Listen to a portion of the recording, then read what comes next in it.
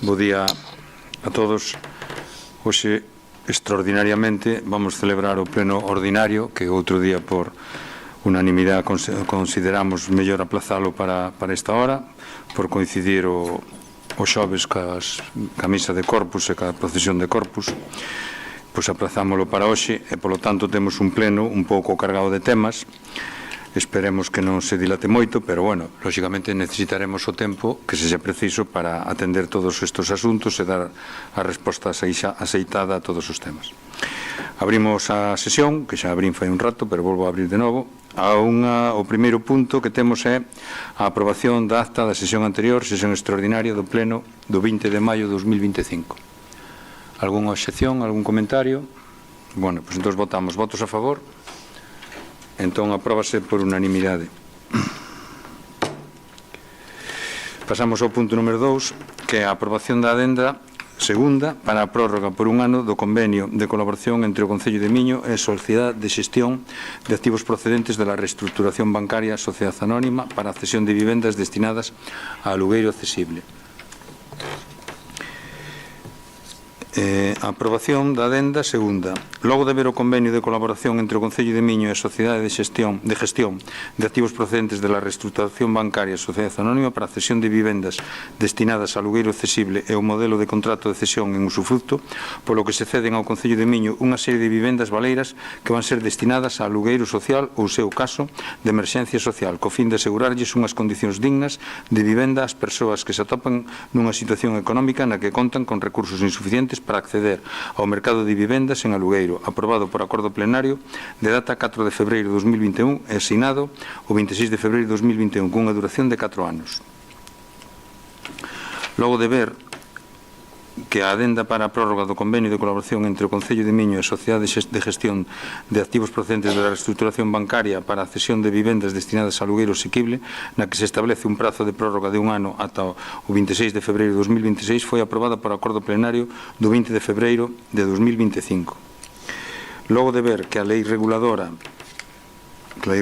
das bases de réxime local establece no seu artigo 25.2 como competencia propia municipal a avaliación e a información de situacións de necesidade social e a atención inmediata a persoas en situación ou risco de exclusión social, e en base a ese título competencial preténdese paliar as situacións de necesidade e realizar seguimento de situacións persoais para mellorar a situación económica e as circunstancias sociofamiliares. Logo de ver como antecede esta alcaldía logo de ver canto antecede, esta alcaldía proponlle ao Pleno, logo do ditame da Comisión Informativa de Asuntos Xerais, a adopción do seguinte acordo. Primeiro, aprobar a adenda número 2 que ven ratificar a duración do convenio ata o 26 de febreiro de 2026 e introducir unha nova causa de resolución, así como a libre cesión deste, ademais de incluir unha nova cláusula relativa á protección de datos nos termos que constan nesta. Segundo, facultar ao alcalde presidente para asinar a prórroga do convenio de colaboración entre o Concello de Miño e a Sociedade de Gestión de Activos Procedentes de la Reestructuración Bancaria para a cesión de vivendas destinadas a alugueiro accesible e para realizar cantos actos e xestións sexan necesarios para o seu cumprimento. Bueno, este tema tratámoslo outro día na comisión, creo que foi o luns, me parece, quero recordar, pero non sei se queredes aclarar algo, comentar algo con respecto a este tema. Vale, pois entón procedemos a votar. Votos a favor? Entón, apróbase por unanimidade.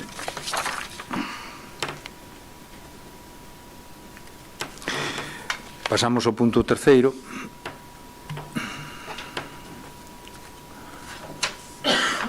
Pasamos ao punto terceiro, que é aprobar inicialmente o regulamento de réxime interior da Escola Infantil Municipal, a Ceboliña, do Concello de Miño. Dou lectura á proposta. O Concello de Miño organiza a súa escola infantil para garantir un acceso a uns servizos de educación e cuidados de calidade na primeira infancia, convencido de que a súa intervención neste contexto constitúe o fundamento esencial para o éxito na aprendizaxe dos menores, na súa integración social, desenvolvemento persoal e futuro laboral, ademais de permitir ás familias unha maior conciliación entre a responsabilidade familiar e laboral, que lles facilite unha mellor empregabilidade. Se conseguimos entre os e as profesionais participantes neste proceso que os ou as menores pertencentes á primeira infancia do noso pobo, en especial aqueles procedentes de contornas desfavorecidas, adquiran unha base sólida que garanta que a súa aprendizaxe posterior sexa máis eficaz e continuo ao longo da súa vida, estaremos a reducir as posibilidades de abandonar os estudos de forma prematura. E, ademais, estaremos a reducir o custo para a sociedade en forma de talento perdido e de gasto público nos sistemas sociais, sanitarios e mesmo xudiciais. Segundo consta nos antecedentes administrativos deste Concello, en sesión ordinaria do Pleno do Concello de Miño de 13 de agosto de 2004, aprobouse inicialmente o regulamento de réxime interno da Escola Infantil Municipal do Concello de Miño. En sesión plenaria de 15 de abril de 2005 foi aprobada a modificación do regulamento de réxime interno da Escola Infantil Municipal do Concello de Miño, publicando o seu anuncio no Boletín Oficial do 6 de maio de 2005. En sesión plenaria de 18 de xuño de 2020 foi aprobada inicialmente unha nova modificación do regulamento de réxime interno da Escola Infantil Municipal do Concello de Miño. Durante o trámite de exposición pública non se presentaron alegacións, polo que, de conformidade co establecido no artigo 49 da Lei 7/85, reguladora das bases de réxime local, enténdese definitivamente aprobada a citada modificación, publicándose íntegramente no Boletín do 2 de novembro de 2020. Con data 11 de xuño de 2025, a Traballadora Social Municipal asina proxecto de regulamento de réxime interior da Escola Infantil Municipal a Ceboliña do Concello de Miño. Con data 11 de xuño de 2025 emítese informe polo Secretario Municipal Accidental, entendendo que é necesario un cambio máis amplo para adaptar as normativas de aplicación, reformando no seu articulado e actualizando nos obxectivos para alcanzar de conformidade co establecido no artigo 7.1b do Decreto 254/2011, polo que se regula o réxime de rexistro, autorización, acreditación e inspección dos programas e dos centros de servicios sociais. Esta Alcaldía e Presidencia, á vista do mesmo, propón ao Pleno da Corporación, previo ditame da Comisión Informativa de Asuntos Xerais, a adopción dos seguintes acordos. Primeiro, aprobar inicialmente, segundo dispón o artigo 49 da Lei 7/85, reguladora das bases de réxime local, o regulamento de réxime interior da Escola Infantil Municipal a Ceboliña do Concello de Miño, nos termos que figuran no expediente. Segundo, someter dita aprobación inicial do regulamento a información pública e audiencia dos interesados, con publicación no Boletín Oficial da Provincia e tabuleiro de anuncios do Concello, polo prazo de 30 días para que poidan presentar reclamacións ou suxerencias, que serán resoltas pola Corporación. De non presentarse reclamacións ou suxerencias, no mencionado plazo considerarase aprobado definitivamente, sin necesidade de acordo expreso polo Pleno, debendo ser remitido para o seu visado definitivo polo Servicio de Inspección de Familia e Menores da Consellería de Política Social da Xunta de Galicia, con carácter previo á súa publicación definitiva no Boletín Oficial da Provincia da Coruña. Simultaneamente publicar o texto da modificación da ordenanza municipal no portal web do Concello de Miño. Terceiro, facultar ao señor Alcalde Presidente para suscribir e asinar toda clase de documentos relacionados con este asunto. Bueno, este asunto foi comentado tamén na comisión do LUMS. Non sei se queredes ampliar algún comentario, alguna cousa, non? Bueno, pois entón procedemos a votar. Votos a favor da aprobación? Entón, se aproba por unanimidade. Entón.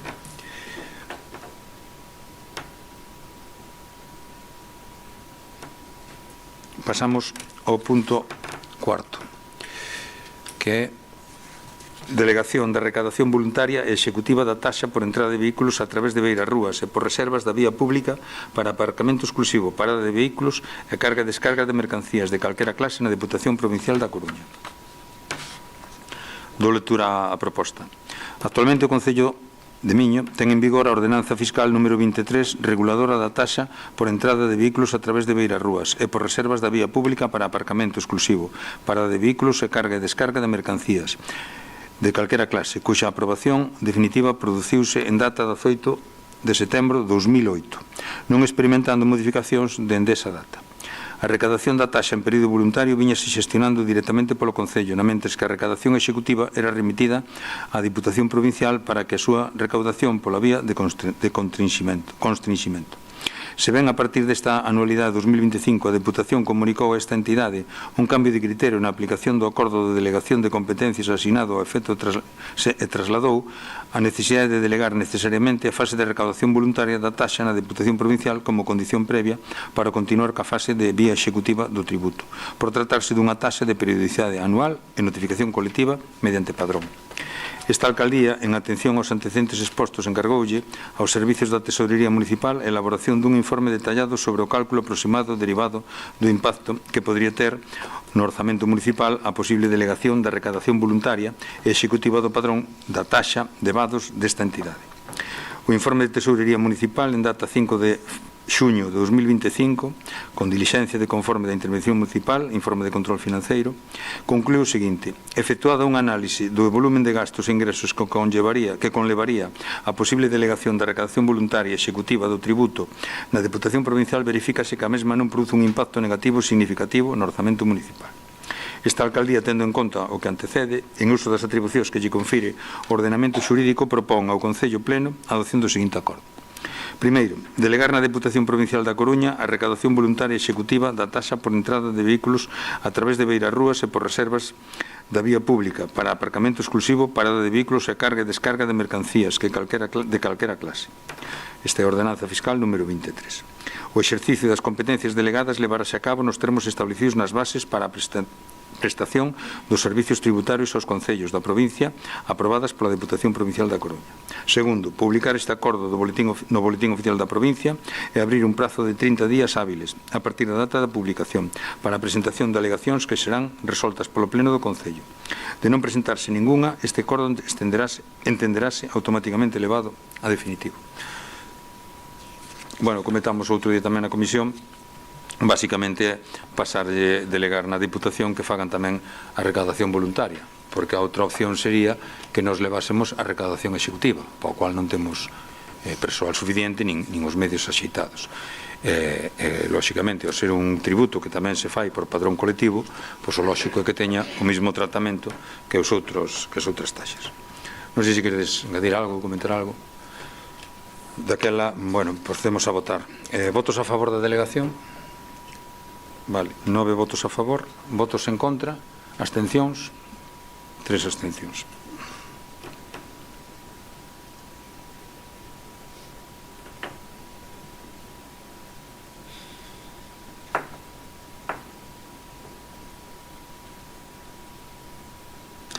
Bien, pasamos, entón, queda aprobado por maioría. Pasamos ao punto 5. Que é a dación de contas da resolución da Alcaldía de aprobación da liquidación de gastos e ingresos do orzamento deste Concello correspondente ao exercicio 2024. Vou dar lectura á resolución da Alcaldía da liquidación, que é a seguinte. Presentado ante esta Alcaldía pola Intervención Municipal o expediente da liquidación do orzamento de gastos e ingresos desta entidade correspondente ao exercicio 2024, examinadas os estados contables que a conforman, así como os dous informes emitidos pola interventora en cumprimento do establecido no artigo 191.3 do Real Decreto Legislativo 2/2004, polo que se aproba o texto refundido da Lei Reguladora das Facendas Locais e do establecido na Lei Orgánica 2/2012 de Estabilidade Orzamentaria e Sustentabilidade Financeira, xunto co artigo 16.2 do Real Decreto de 100.463/2007, polo que se aproba o regulamento de desenrolo da Lei 18/2001 de Estabilidade Orzamentaria, na súa aplicación ás entidades locais, informe sobre a violación do obxectivo da estabilidade orzamentaria, da regra de gasto e do límite da débeda. Concluída, polo tanto, a tramitación do citado expediente, esta Alcaldía Presidencia, en uso das atribucións conferidas polo artigo 191.3 do citado Real Decreto, polo que se aproba o texto refundido da Lei Reguladora das Facendas Locais, resolve. Primeiro, prestar aprobación á liquidación de gastos e ingresos do orzamento deste Concello correspondente ao exercicio 2024, conforme aos estados contables que se acompañan, resultando a 31 de decembro de 2024 o seguinte estado de execución resumido e as seguintes magnitudes. Eu creo que tedes todos a resolución. Digo, por si vos parece, leo dou lectura á parte total, porque se lemos cada capítulo, cada importe, vamos aquí a enredarnos. Bueno, temos as previsións iniciais no resumen de execución do estado de ingresos, do orzamento de ingresos, serían as previsións iniciais 8.230.910,33. As modificacións foron 2.654.477,90. Polo tanto, as previsións definitivas foron 10.885.378,23.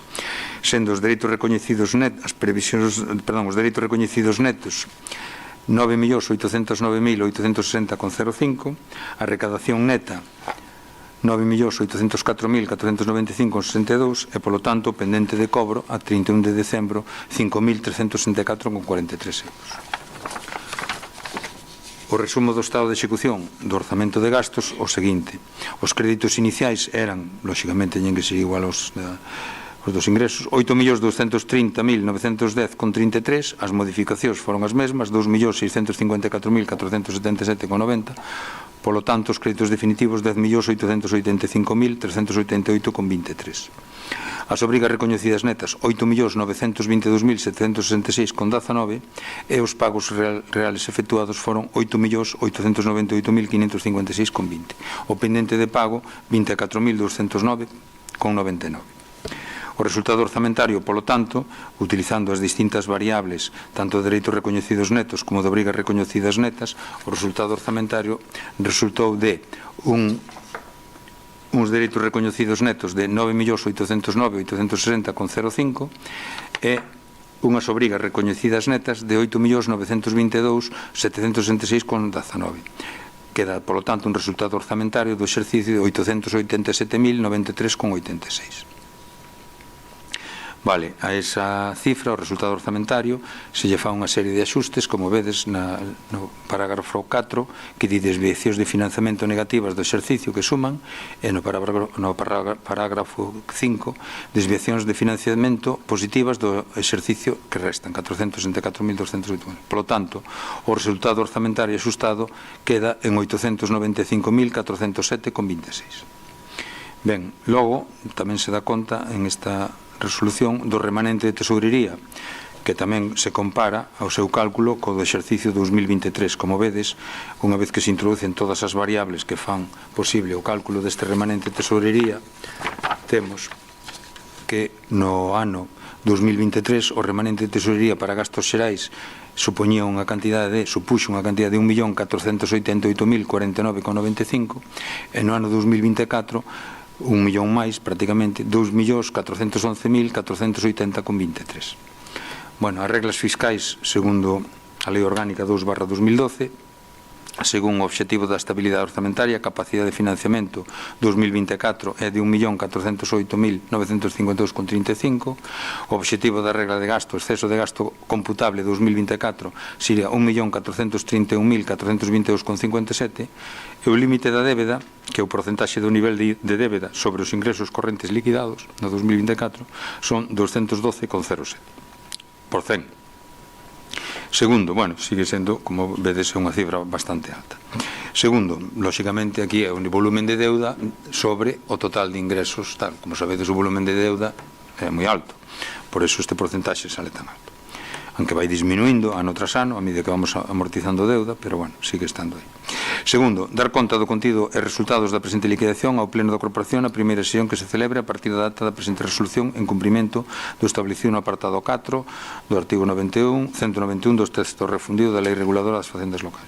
E terceiro, así mesmo, remitir copia da mesma á Administración do Estado e á Comunidade Autónoma en cumprimento establecido no apartado 5 do citado artigo e de conformidade ao procedimento e información sinalados na orden EHA 468/2007, pola que se establecen as condicións xerais e o procedimento para a presentación telemática da liquidación dos orzamentos das entidades locais e da información adicional requerida para a aplicación efectiva do principio de transparencia no ámbito da estabilidade orzamentaria e na orden HAP 2082/2014, pola que se modifica a orden HAP 2105/2012, pola que se desenrolan as obrigas de suministro de información previstas na Lei Orgánica 2/2012 de estabilidade orzamentaria e sustentabilidade financeira. Bueno, como sabedes, esta é unha resolución aprobada por a Alcaldía na que se fai a liquidación e logo esta documentación toda se vai integrar na conta xeral que, como sabedes, teremos que aprobar próximamente. Non sei se nos dará tempo antes do verán, ou máis ben, sí, posiblemente sí, antes, bueno, o verán, ou será setembro, o verán en este mes. Bueno, no mes de xullo, trae la comisión no mes de xullo, non? Bueno, a idea é que xa na conta xeral xa se vai traer a aprobación tamén, porque eso sí que é a aprobación polo pleno, vale, previo informe da Comisión de Contas, e xa vamos a ter toda a documentación. Bueno, non sei se queredes comentar algo. Sí.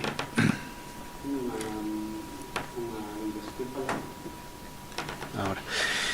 Mas sí que as contas que arroxan un aforro positivo de case 900.000 euros. Non sei se desa cantidade está afectada a parte ou non. No caso de ter que aplicar as regras de gasto, como serían? Se vai, as condicións vaya, dedicar o superávit ao pago da débeda. Bueno, pues a ver, aquí temos un resultado orzamentario axustado de 895.000, que como sabedes, bueno, é o resultado orzamentario axustado, unha vez que se fixeron os cálculos.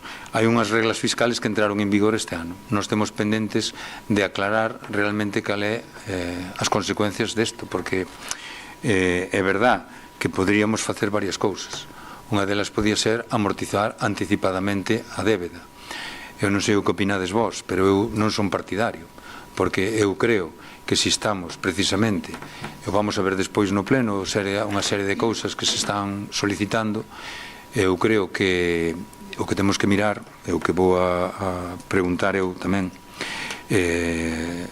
co asesoramento, lóxicamente, da interventora, é ver se podemos ampliar o plazo de execución destas reglas. É dicir, se nós agora aumentamos o pago, se pagamos anticipadamente, imaginadevos, aquí son 895.000 euros, anticipamos o pago da débeda, non ten sentido que estemos pedindo aumentar o plazo de pago e a súa vez pagar anticipadamente. Eu vexo máis lóxico,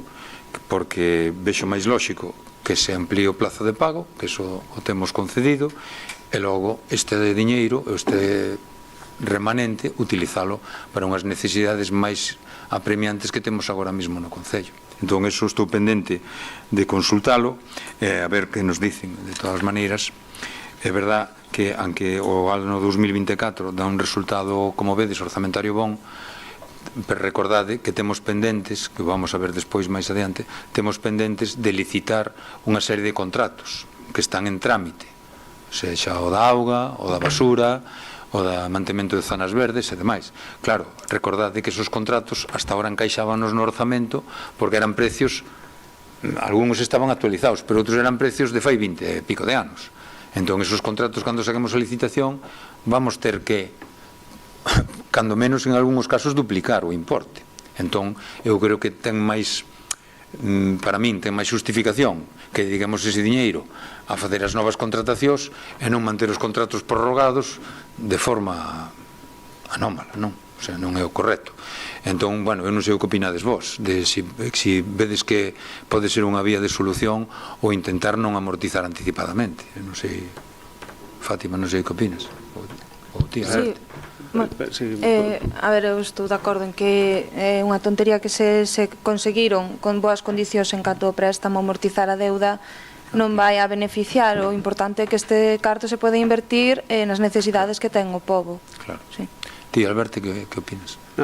Comentar un pouco nesta liña, porque sí que, a ver, o caso de Miño, ademais de ser paradigmático, é a longo prazo. Igual non estamos nunha situación de outros concellos que a súa débeda pode ser amortizada en cuestión de anos, non sei, estamos falando de décadas. Entón, se vamos a estar durante 40 e pico anos obrigados a, bueno, 30 e pico, a ir todo superávit, a dedicalo a pagar a débeda, é que igual estamos pagando dúas veces. O sea, o medio millón que xa temos, non sei, apalabrado, máis o que veña. Entón, non sei se nos podemos agarrar algo para evitarlo, para que non repercuta nos servizos a veciñanza. Claro.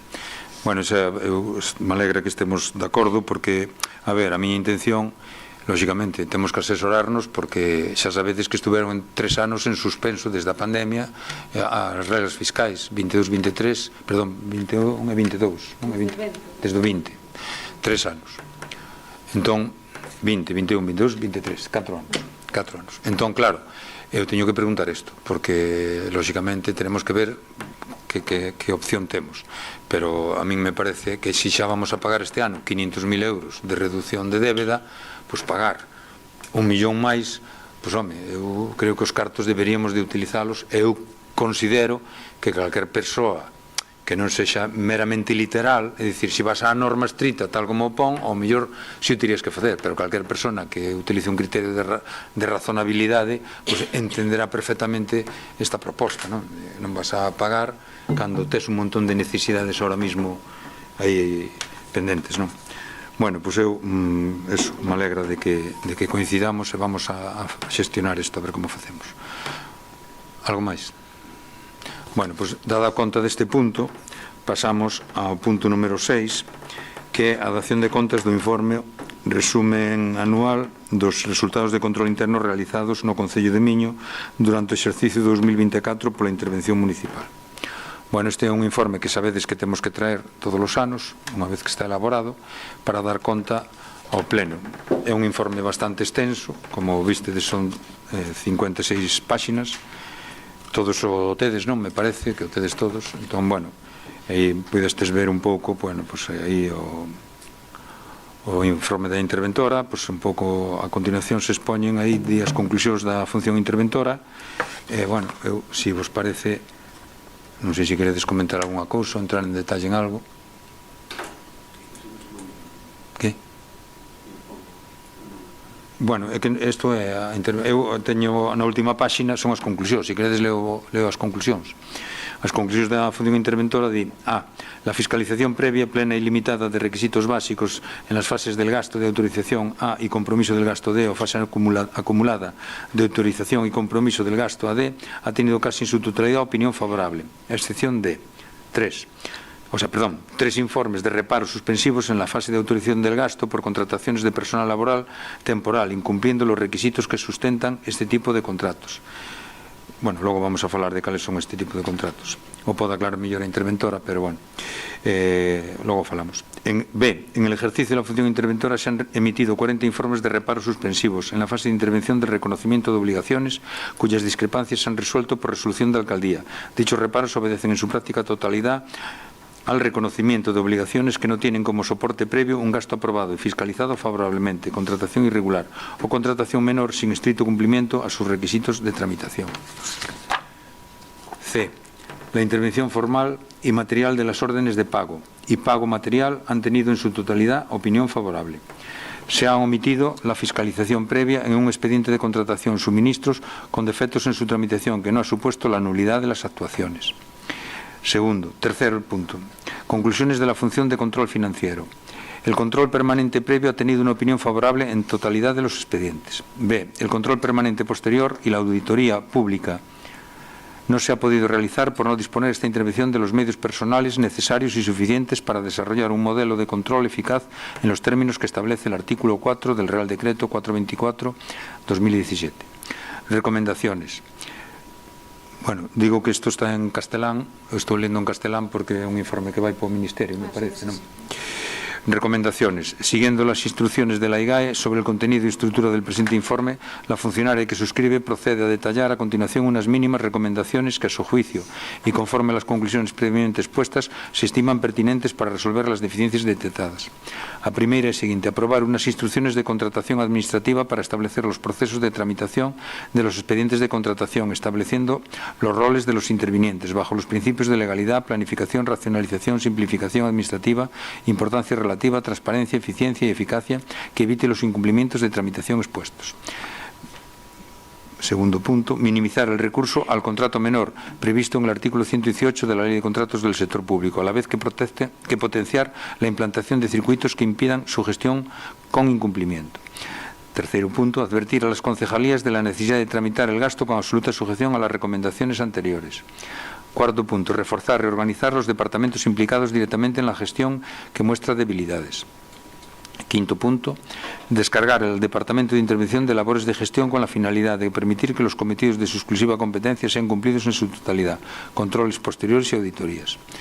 Y cuarto, deficiencias que requieren la adopción de medidas correctoras a través de un plan de acción, tal y como establece el artículo 38 del Real Decreto 424/2017, porque se regula el régimen jurídico del control interno de las entidades del sector público local, artículo 38 del plan de acción, Bueno, aquí voy a leer el artículo. El presidente de la corporación formalizará un plan de acción que determine las medidas a adoptar para subsanar las debilidades, deficiencias, errores o incumplimientos que se pongan de manifiesto en el informe resumen referido en el artículo anterior. El plan de acción se elaborará en el plazo máximo de 3 meses desde la remisión del informe resumen al Pleno y contendrá las medidas de corrección adoptadas, el responsable de implementarlas y el calendario de actuaciones a realizar relativos tanto a la gestión de la propia corporación como a la de los organismos y entidades públicas adscritos o dependientes y de las que ejerza la tutela. Tercero, el plan de acción será remitido al órgano interventor de la entidad local, que valorará su adecuación para solventar las deficiencias señaladas y, en su caso, los resultados obtenidos. Informará al Pleno sobre la situación de la corrección de las debilidades puestas de manifiesto en el ejercicio del control interno, permitiendo así que el Pleno realice un seguimiento periódico de las medidas correctoras implantadas para la mejora de la gestión económico-financiera. Cuarto, en la remisión anual a la Intervención General de la Administración del Estado del informe resumen de los resultados del control interno se informará asimismo sobre la corrección de las debilidades puestas de manifiesto. A juicio de esta intervención, las deficiencias que en esta entidad requieren la adopción de medidas correctoras a través de un plan de acción son las señaladas en el apartado 2.1.3, que son las que antes leímos. 2.1.3. Sí, vamos a ver. A juicio, sí, que pon que se trata de resultados con relevancia de las actuaciones realizadas de función interventora y que en prioridad las que afectan a la facturación sin adecuado soporte do contractual. Bueno, aquí vense a referir aos contratos que están prorrogados que, como sabedes, temos que licitar. Quinto, valoración del plan de acción. No existe plan de acción formulado por la alcaldía en el ejercicio anterior que pueda ser objeto de valoración. E sexto, conclusiones con los pronunciamientos y análisis contenidos en el presente informe y su remisión a la Intervención General del Estado. En el primer cuatrimestre del año, la funcionaria entiende cumplidas las obligaciones que se me imponen directamente por el artículo 37 del Real Decreto 424/2017, por el que se regula el régimen jurídico del control interno en las entidades del sector público local. Asimismo, el presente informe deberá ser incorporado al expediente de la liquidación y de la cuenta general y remitido al Pleno de la Corporación, por lo que a estos efectos se le da traslado del mismo a la Alcaldía y Presidencia del Ayuntamiento de Miño. Bueno, isto que hoxe se trae aquí, que é un informe que, como sabedes, depois, acabo de decir, vai ir na conta xeral, outra vez incluído.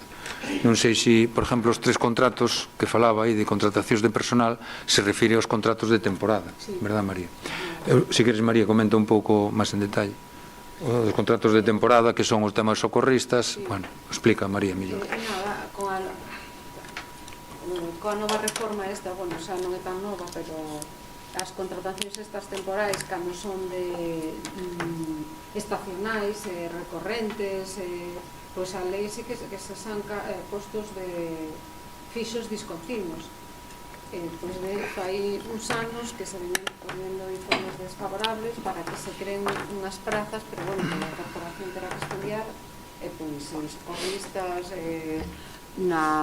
os controladores da praia, todos estos que son os que estou reparando, un pouco por exigencias da lei, que se san fixos discontinuos e non que todos os anos contratemos personal temporal. Funcionamento xa non... Eu non podo ir máis alá. A lei é o que exixe, é o que teño que poñer de manifesto. É o que se ven reparando neste punto da contratación de persoal. Si queres comenta... Outros son os reparos de seguido, os contratos que veñen vencidos desde fai anos, uns máis, outros menos, son moi reiterados, e despois temos unha pequena parte de reparacións de contratos menores, pero tamén é por o volumen que se move e pola dificultade de facer propostas de gasto, que tampouco teñen a gran importancia, pero bueno, son cosas as que este tipo de informes sabemos todos que se ciñen a examinar o artículo e inda que lle damos unhas interpretaciones sempre máis favorables posible, pois sí que teñen que poñerse en manifesto, porque este informe é un informe recente que se fai desde 2019, no que se creou no 2017 sacaron un real decreto de control interno. A Intervención Xeral do Estado pide que se faga un resumen de todo o que acontece en cada ayuntamiento, que é o que tedes aí, os informes de control de fiscalización, os de control financiero, de ingresos, que por falta un pouco de medios tampouco podo seguir pero bueno, a parte de ingresos sempre un pouco menos complicada a hora de que haya algunha deficiencia ou anomalía que se van detectando tamén ao longo do exercicio, e despois o resultado, que sempre estamos intentando traballar sobre eso, e pois ese plan de acción para terminar con esta situación, que moitas veces é por falta de medios, por exceso de traballo diario, que todos intentamos colaborar para que ese listado se reduzca, porque ao final o informe seguinte ven a ser prácticamente o mesmo, pero este é un complemento que fixeron no 2019, de falar un pouco máis de todo, non só nos informes de reparo. Vale. Bueno, algún...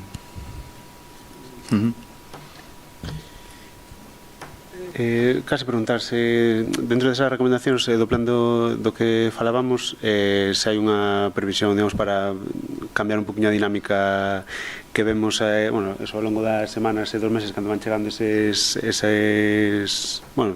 lista de reparos, que se fasa a sumas e que son amplos, pues eso, que sei que vai aos poucos, pero igual hai contratos vencidos que son máis dados de sacar que outros. Se hai unha previsión, pois non sei se, vamos a dicir, se para 2026, cando volva a tocar facer este informe, se a intención é que mude a dinámica.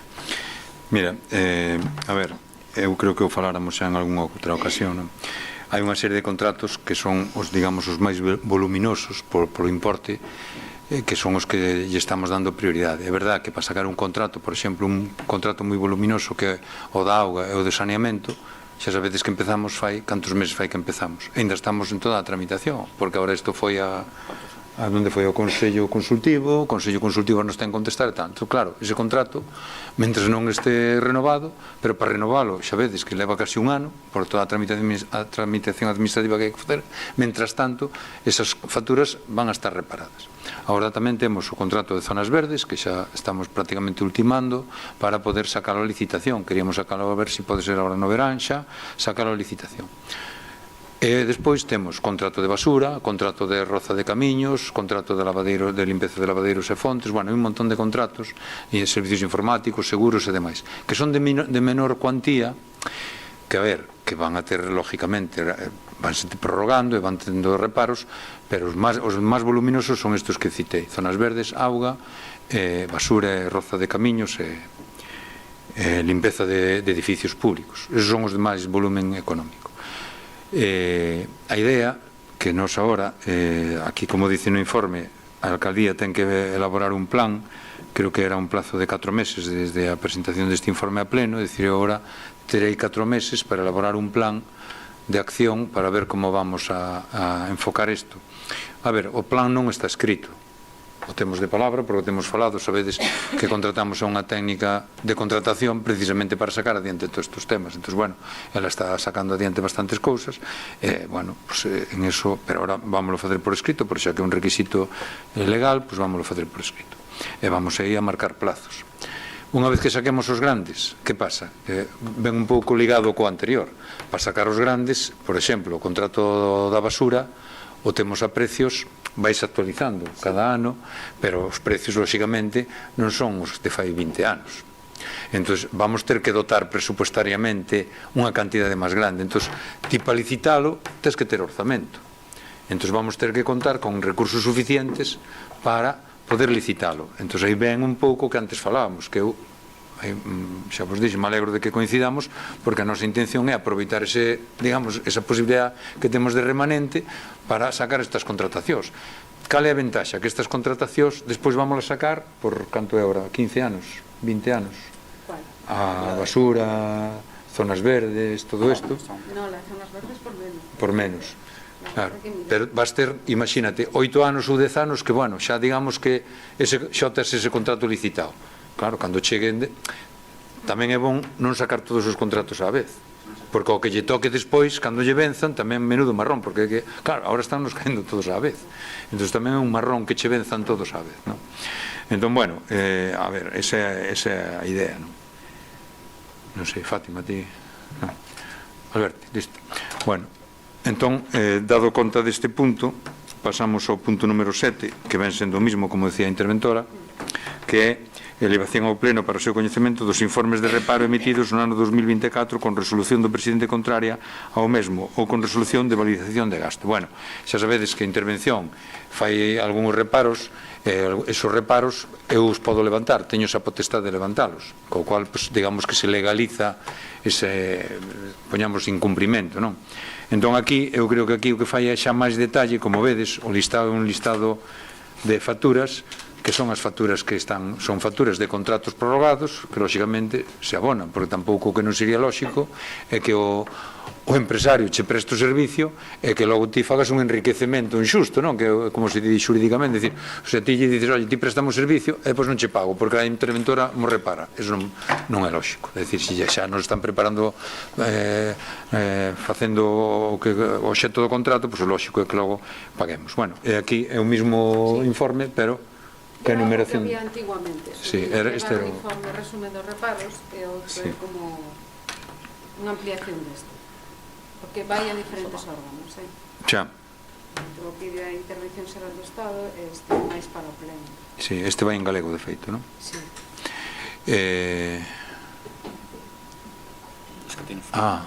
Apagamos isto, se queredes.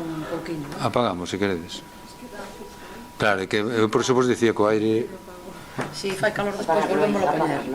Bueno, entón, Alberto, Fátima, comentades algo deste punto? Este punto, listo. Bueno, pues, dado conta do punto, pasamos ao seguinte, que a dación de contas do informe trimestral sobre o cumprimento dos prazos previstos na Lei 15/2010 do 5 de xullo de modificación da Lei 3/2004 do 29 de decembro pola que se establecen medidas de loita contra a morosidade nas operacións comerciais e o período medio de pago no primer trimestre 2025. Este, como sabedes, é un informe que se trae trimestralmente e, bueno, María vos explica máis en detalle que é sobre o período medio de pago das facturas. Pois nada, este é o informe que se trae trimestralmente, efectivamente o contido sempre é o mesmo, pero bueno, o importante é que cumplimos, seguimos a cumplir. As facturas ou documentos justificativos pagados no primeiro trimestre de 2025, como vedes aí, temos dentro do período legal de pago 687 pagos por importe de 894.818,69 euros, fora do período legal de pago 10, número de pagos, e importe 11.206,72, un período medio pagado de 26,16 días. Non pagamos intereses de demora, facturas ou documentos justificativos pendentes de pagamento ao final do primeiro trimestre. Dentro do período legal de pago temos un número de operacións 235 por importe total de 245.509,08 euros. Fora do período legal temos 9 operacións por importe de 3.201,18. Fai un período medio do pendente de pago de 16,03, perdón. O período de medio de pago do primeiro trimestre do 2025 queda fixado en 6,69 días, con o cual tamén cumprimento. E despois temos unha operación pendente de recoñecemento da obriga por importe total de 971,27 con máis de 3 meses dende a súa anotación no registro de facturas por que fai un período medio de operacións pendentes de reconocemento do centro de... Bueno, pero fixadevos, o cumprimento está no período medio do pagado, que non excede do límite, e no período medio de pago de entidade, que son os 6,69, o sea, os 26,16 é a morosidade e os 6,69 o período medio de pago. A morosidade son 60 días e outros son 30.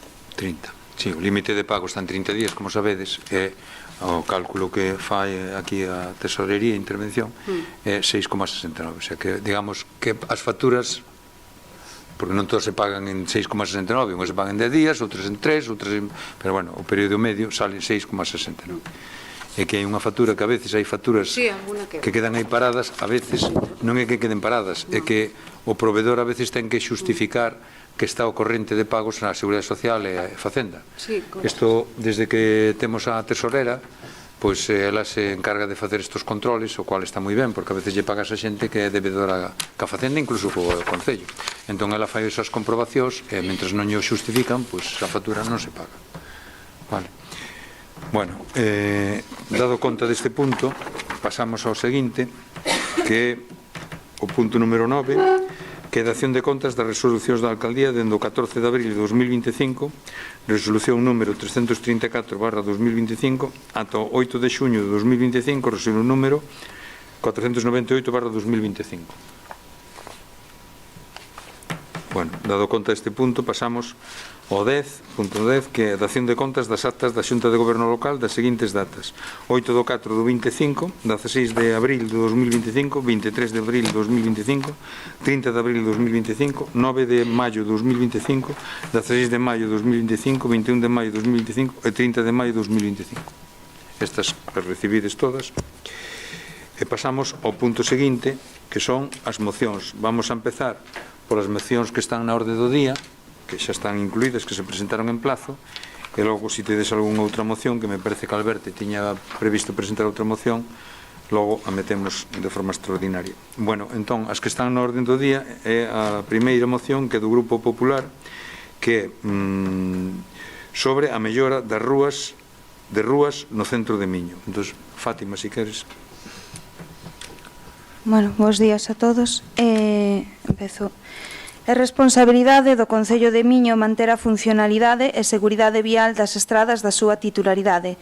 Xa o Tribunal Supremo, en sentenza de 2024, sinalou que está fora de toda dúbida a existencia dunha obriga das administracións públicas de manter en bo estado de servizo e reparar as estradas da súa titularidade. Así o dispón o artigo 21 da Lei 37/2015 de 29 de setembro en relación coas estradas de titularidade estatal. No caso que a nos interesa, esta obriga recóllese no artigo 33 da Lei 8/2013 das Estradas de Galicia, no cal sinala: la explotación del dominio público viario comprende las operaciones de conservación y mantenimiento, así como todas las acciones encaminadas a su defensa, mejor uso y aprovechamiento. La conservación y mantenimiento del dominio público viario comprende las actividades necesarias para preservar el estado de sus bienes y mantener la viabilidad de la red de carreteras. La defensa del dominio público viario comprende las acciones dirigidas a protegerlo y evitar las actividades que lo perjudiquen o menoscaben, así como a mantener la funcionalidad y seguridad vial de la red de carreteras. Mais o Goberno municipal non está a cumprir esta obriga coas estradas da súa titularidade, sendo casos nos que as estradas municipais presentan un estado de abandono absoluto e outros nos que se amañan por tramos que non resolven o problema na totalidade. Hoxe, a reclamación ímola concentrar nas estradas do centro do pobo, especialmente nas rúas principais como son a Rúa da Estrada da Praia, Rúa Carreira, Rúa Abarrosa e Rúa Galea, aínda que poderíamos falar de outras moitas. Estas rúas presentan graves deficiencias, algunhas solvéntanse facendo parches, pero é unha demanda de todos os veciños que se faga unha reparación completa destas estradas, tendo en conta que son as rúas que dan servicio a todo o centro do pobo. A única actuación que este Goberno fixo en 6 anos nas rúas principais foi a de instalar pasos de peón elevados, cando o que debería ter feito era mellorar todas as condicións da estrada aproveitando as intervencións. Mais non só estamos a falar do asfaltado, senón que na Rúa da Estrada da Praia e na Rúa Galea é urxente mellorar as beirarrúas, as cales presentan graves deficiencias que en algúns casos supoñen un risco para os peóns. Por todo o exposto, o Grupo Municipal Popular de Miño presenta a seguinte moción para adoptar o seguinte acordo: instar ao Goberno Municipal a levar a cabo as actuacións precisas para a mellora das rúas de Estrada da Praia, Rúa Carreira, Rúa Abarrosa. Instar ao Goberno Municipal a renovación das beirarrúas da Rúa Estrada da Praia e Rúa Galea e facultar á Alcaldía a tomar cantas medidas foren necesarias para cumprir estes acordos. Moi ben, gracias. Bueno, entón non votamos xa a urxencia porque xa está incluída na orde do día, vale? Entón, ese punto xa o saltamos. Entón, non sei se queredes comentar a alguén algo. Ti, A ver, é certo que o asfaltado, o acondicionamento das rúas municipais é unha cuestión, é unha competencia propia da administración local. Non se pode decir que este Concello teña abandonadas as rúas, porque desde o ano 2019 asfaltáronse moitos camiños e acondicionados de todo o pueblo, todos son viales municipales. Neste caso, no que vos centrades vos na Rúa, na Carreira, a Barrosa e Baxel. A Carreira, a Barrosa e Baxel, sabedes que é un tramo que forma parte do famoso bulevar que se fixo aquí gobernando o Partido Popular. E sabedes que as obras deste bulevar supuxeron no seu día máis de 5,5 millóns de euros. un bulevar mal formado, con moitísimos defectos, e que prácticamente a este goberno municipal lle consta uns 30.000 euros ao ano reparar todos os danos que está a facer. Por lo tanto, a reestruturación deste bulevar ten que ser total e require unha partida presupuestaria que, dende logo, este Concello ahora mesmo nin de 3 nin de 4 millóns de euros non pode dispoñer. Entón, o que se fai é priorizar as obras, porque, como ben sabedes, neste bulevar, cando se xunta un camión con un autobús, reventan as baldosas dos laterales porque son moi finas e porque non hai alzado, non hai altura. Entonces, con independencia dos bachados que se fixeron e das reparacións que se están facendo día a día, ben as vedes todos os días, por o personal de obras, é o certo que isto requiere unha reestruturación completa. Xa se trouxo neste pleno que estamos pendentes dunha sentenza contra Espina Delfín, que celebrouse o xuicio en maio do 24, do ano 2024, do ano pasado, e ainda non temos sentencia. Estamos esperando que veña esa sentencia, a ver que nos din, e a ver como acometemos esta reestruturación de todo este tramo, que sería moi costoso. Eso creo que o Partido Popular é moi consciente desto. Respecto á Rúa Galea, a Rúa Galea fixos unha chamada humanización da Rúa Galea gobernando Ricardo Sánchez na anterior legislatura que chegáramos nós. Entendemos que non é unha rúa ahora mismo que sea prioritaria para arranxar, porque temos outras rúas que xa trouxemos aquí a pleno, como é da calle Marismas e a calle Real, que tamén ten problemas importantes e gastáronse moitos cartos e nunca ben quedou amañada co cruce ca Rúa Pardiñeira, que ten un estado lamentable. E respecto da Estrada da Playa, é certo que se fixeron pasos elevados, pero a Estrada da Playa ten outro problema añadido, que vos aquí non poñedes en consideración, como é o tema das beirarrúas. Ten unhas beirarrúas que non son transitables, que son estreitas, e que ainda encima de ser estreitas teñen as farolas no medio. Antes facías así, entonces non son transitables. Temos un proxecto para unha primeira fase desde a Pardiñeira, desde o cruce da Pardiñeira hasta abaixo, hasta a rúa. Sí, hasta a rúa, para ampliar as aceras, facelas transitables, e a partir de aí probablemente se acometa o acondicionamento da Estrada da Playa en tramos, efectivamente, ahora sempre en tramos. Os camiños que se fan ahora mesmo, xa falando de que falamos antes do remanente, co remanente do ano pasado temos unha serie de camiños entre esta rúa do colexio para asfaltar esas rúas do centro do pueblo. Tamén está, que xa trouxemos aquí a pleno, que é o acondicionamento da Plaza da Fonte e tamén a Rúa Fonte. É dicir, que non é que non se invirta no centro do pueblo. Xa nos gustaría nos ter 5 ou 6 millóns de euros e reventar todo isto e volverlo a poñer novo, porque desde logo que o diseñou, eu non sei como se fixo e como poideron facer este bulevar cos defectos que vos mesmos vedes, que se caen as losas, que se caen as baldosas, as luces prácticamente nunca funcionaron. Entonces isto requiere unha inversión moi importante. Por lo tanto, non estamos de acordo en que nos inverta nos camiños do pueblo, porque hai moitísimos camiños nos que se invertiron, eu trouxen algúns en Bemantes, Cara Antoña, Tras Doroña, en Leiro, en San Xoán, que se acaba de facer todo eso, fixo a Diputación, pero tamén aquilo, el tiña un estado lamentable, as aceras e o estado das rúas eran moi deficientes, bueno, por non decir prácticamente intransitables, e tamén na zona de Perves, é dicir, as rúas son de todo o pobo, e evidentemente requiere unha actuación presupuestaria. Este goberno está en eso, temos ahora moitísimos camiños que se van a licitar ahora por tramos, pero é un sistema de prioridades. Concretamente o bulevar, é o que vos digo, estamos pendentes de que veña a sentencia de Espina, a ver que resultado nos dá, porque tamén se reclama non só o acondicionamento da Praza do Parchís, que é moi deficiente, ben o vemos todos, sino tamén unha reclamación económica, precisamente por o estado defectuoso. Por iso, o que se vai facendo neste tramo é parchar. Respecto ao Rúa Galea, non consideramos que as aceras, porque, xa vos digo, na anterior legislatura da zona fixos a humanización, está, Ricardo, debeu ser no 2016, 17, por aí. Entonces, vamos a votar en contra. Quería... Vas a comentar algo? Sí. Sí.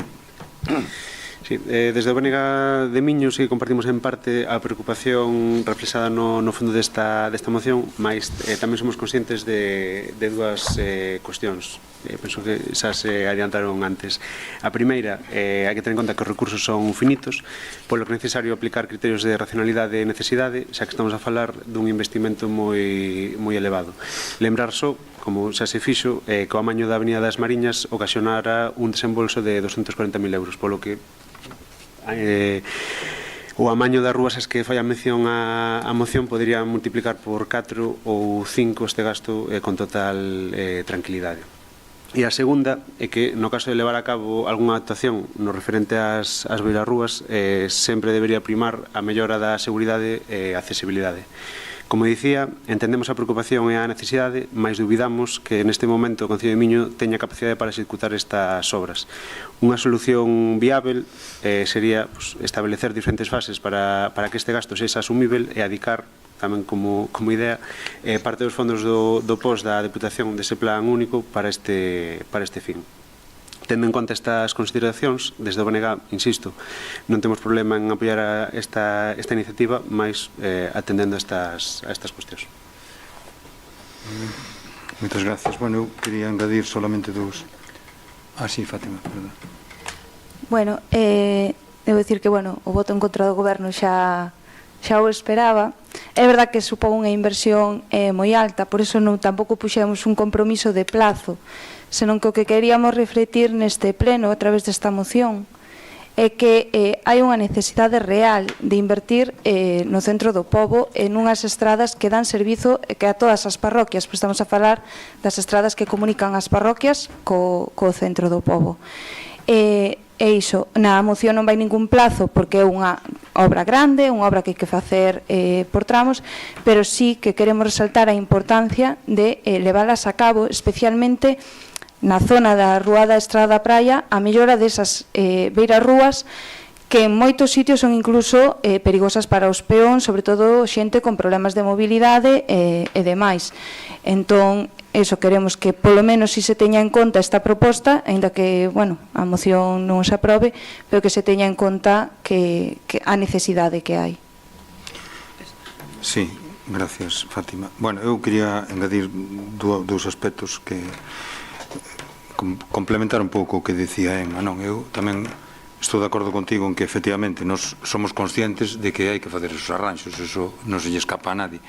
Vexo máis difícil o de ter que arranxar as beirarrúas da Galea, porque as beirarrúas da Galea ainda fai pouco se pinzaron unhas baldosas aí por tema do calor, se repuxeron, está perfectamente, porque además é unha obra que se fixo no ano 16, 17, se estaba Ricardo de alcalde e tal, non? Entón é unha obra recente. A que si xa é máis antiga é a estrada antigua estrada nacional, que pasa pola Barrosa, que pasa pola Carreira e que pasa por Raxel, que como vedes é un tramo longo.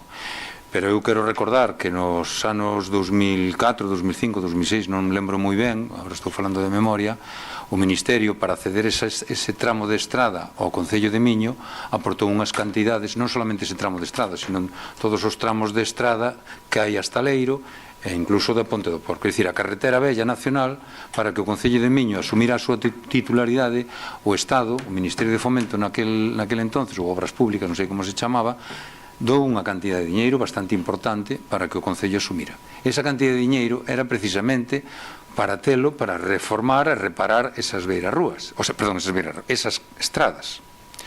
De feito, nós no próximo plan de asfaltados que temos a Estrada Vella de Leiro, temos a Estrada da Ponte Baixoi, o outro tramo que hai aquí baixando hacia a Ponte Baixoi, na Plata, fomos metendo con outros camiños que van por todas as parroquias, que é un plan que eu creo que xa coñecedes porque aprobamos en novembro e que agora ao aprobar o orzamento xa vamos a licitar o máis breve posible, o máis antes posible. Bueno, ese diñeiro que naquel momento, estando de alcalde o señor Juan Maceiras, pois aquel diñeiro non sei o que o dedicou, pero desde logo a mellorar as estradas non o fixo, é evidente, calquera que pase por aí o ve.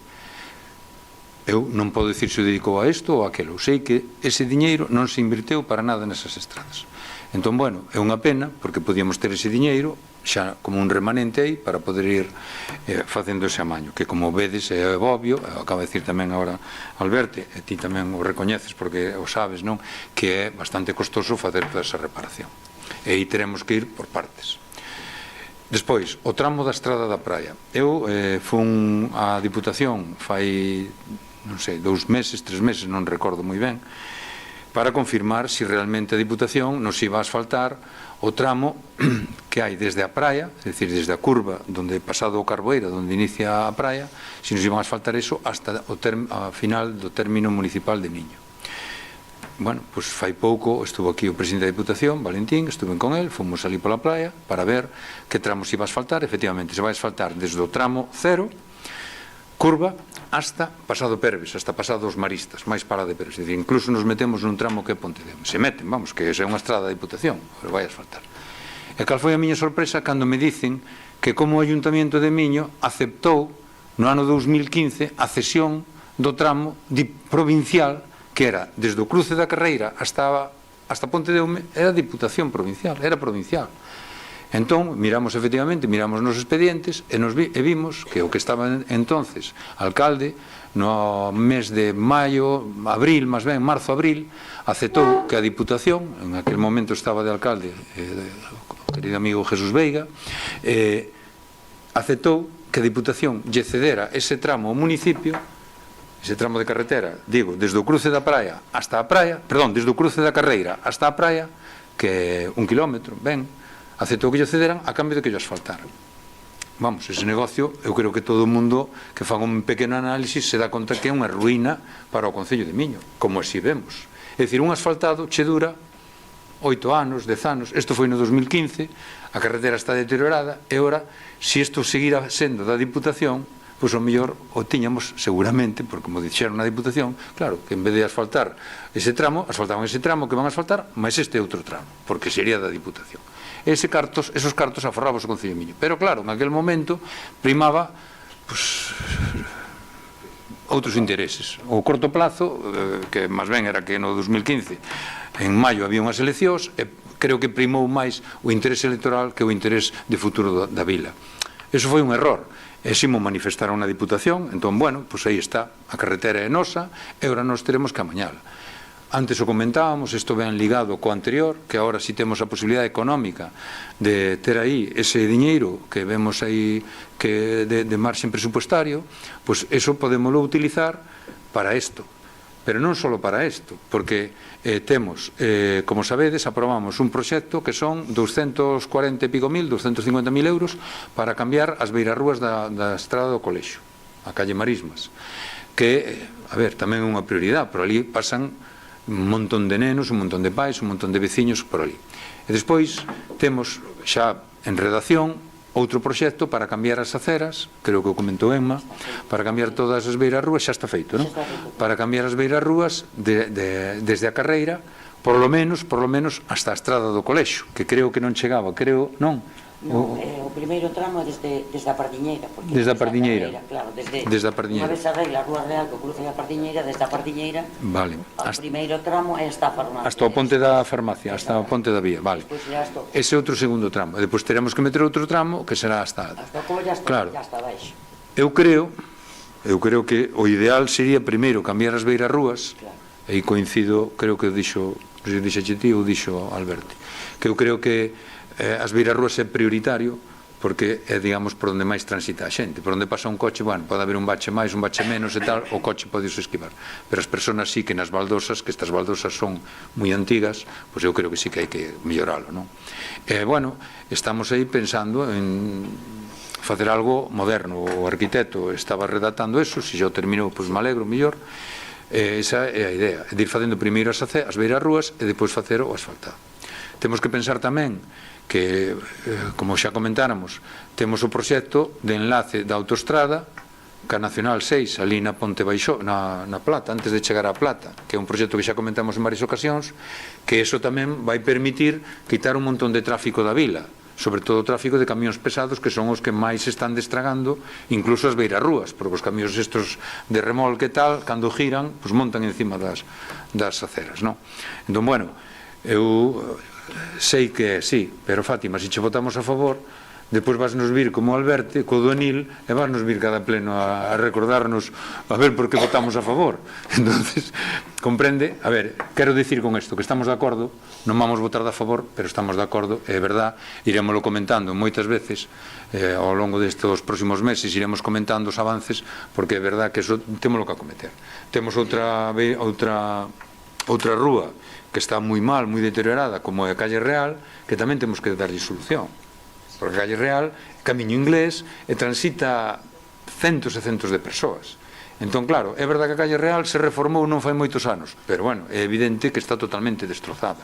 Aunque vayamos nos salí, porque vamos nos operarios a remendar, a poñer as baldosas, a tal, está tan mal feita que hai que darlle unha solución. E, bueno, iso temos aí. Eu creo que agora estamos esperando o POS adicional, que xa nos chegou, estamos esperando a ver se temos todos os datos e podemos meter xa neste POS adicional. Entón, bueno, pois mira, xa temos aí unha salida.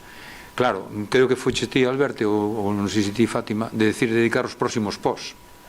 Os próximos POS. Entón, claro, no próximo POS, po ano que ven, pois nos chegarán, creo que nos chegarán 300 e pico mil euros. Pois, home, con 300 e pico mil euros podemos facer unha parte. Pero, se o facemos por tramos, eu cos 300 e pico mil euros, eu era partidario de facer as aceras hasta onde nos chegue, facer as beiras rúas. Por qué? Porque se facemos primeiro o asfalto e depois veñen os camións a facer as beiras rúas, a maquinaria se vai a estropear a calle. E cambio o trazado. E cambio o trazado, porque as beiras rúas van a ser máis anchas, tal, bueno, eu creo que sí que pode quedar un tramo urbano bonito.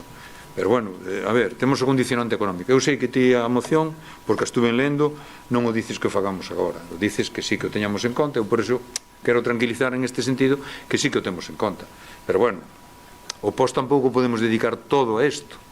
Porque tamén hai demandas, peticións en Perves, en Callobre, en Bemantes, en San Xoán. A ver, é normal. O pobo non é solamente o casco urbano. Entonces, temos que intentar facer en todos os sitios, non? É certo que neste plan de camiños que aprobáramos en novembro hai viais, renovación de viales en todo o municipio, e, bueno, eu creo que se melloran bastantes. Entón, bueno, a ver se este próximo POS se pode dedicar polo menos ao das beiras rúas. Bueno, vamos, que o voto en contra non ten nada que ver, lóxicamente, co fondo, que o fondo estamos de acordo, non? Entón vamos a votar, ou queredes comentar algo máis? Votamos entón. Bueno, votos a favor da moción de Fátima, 4 votos a favor, votos en contra, 8 votos en contra.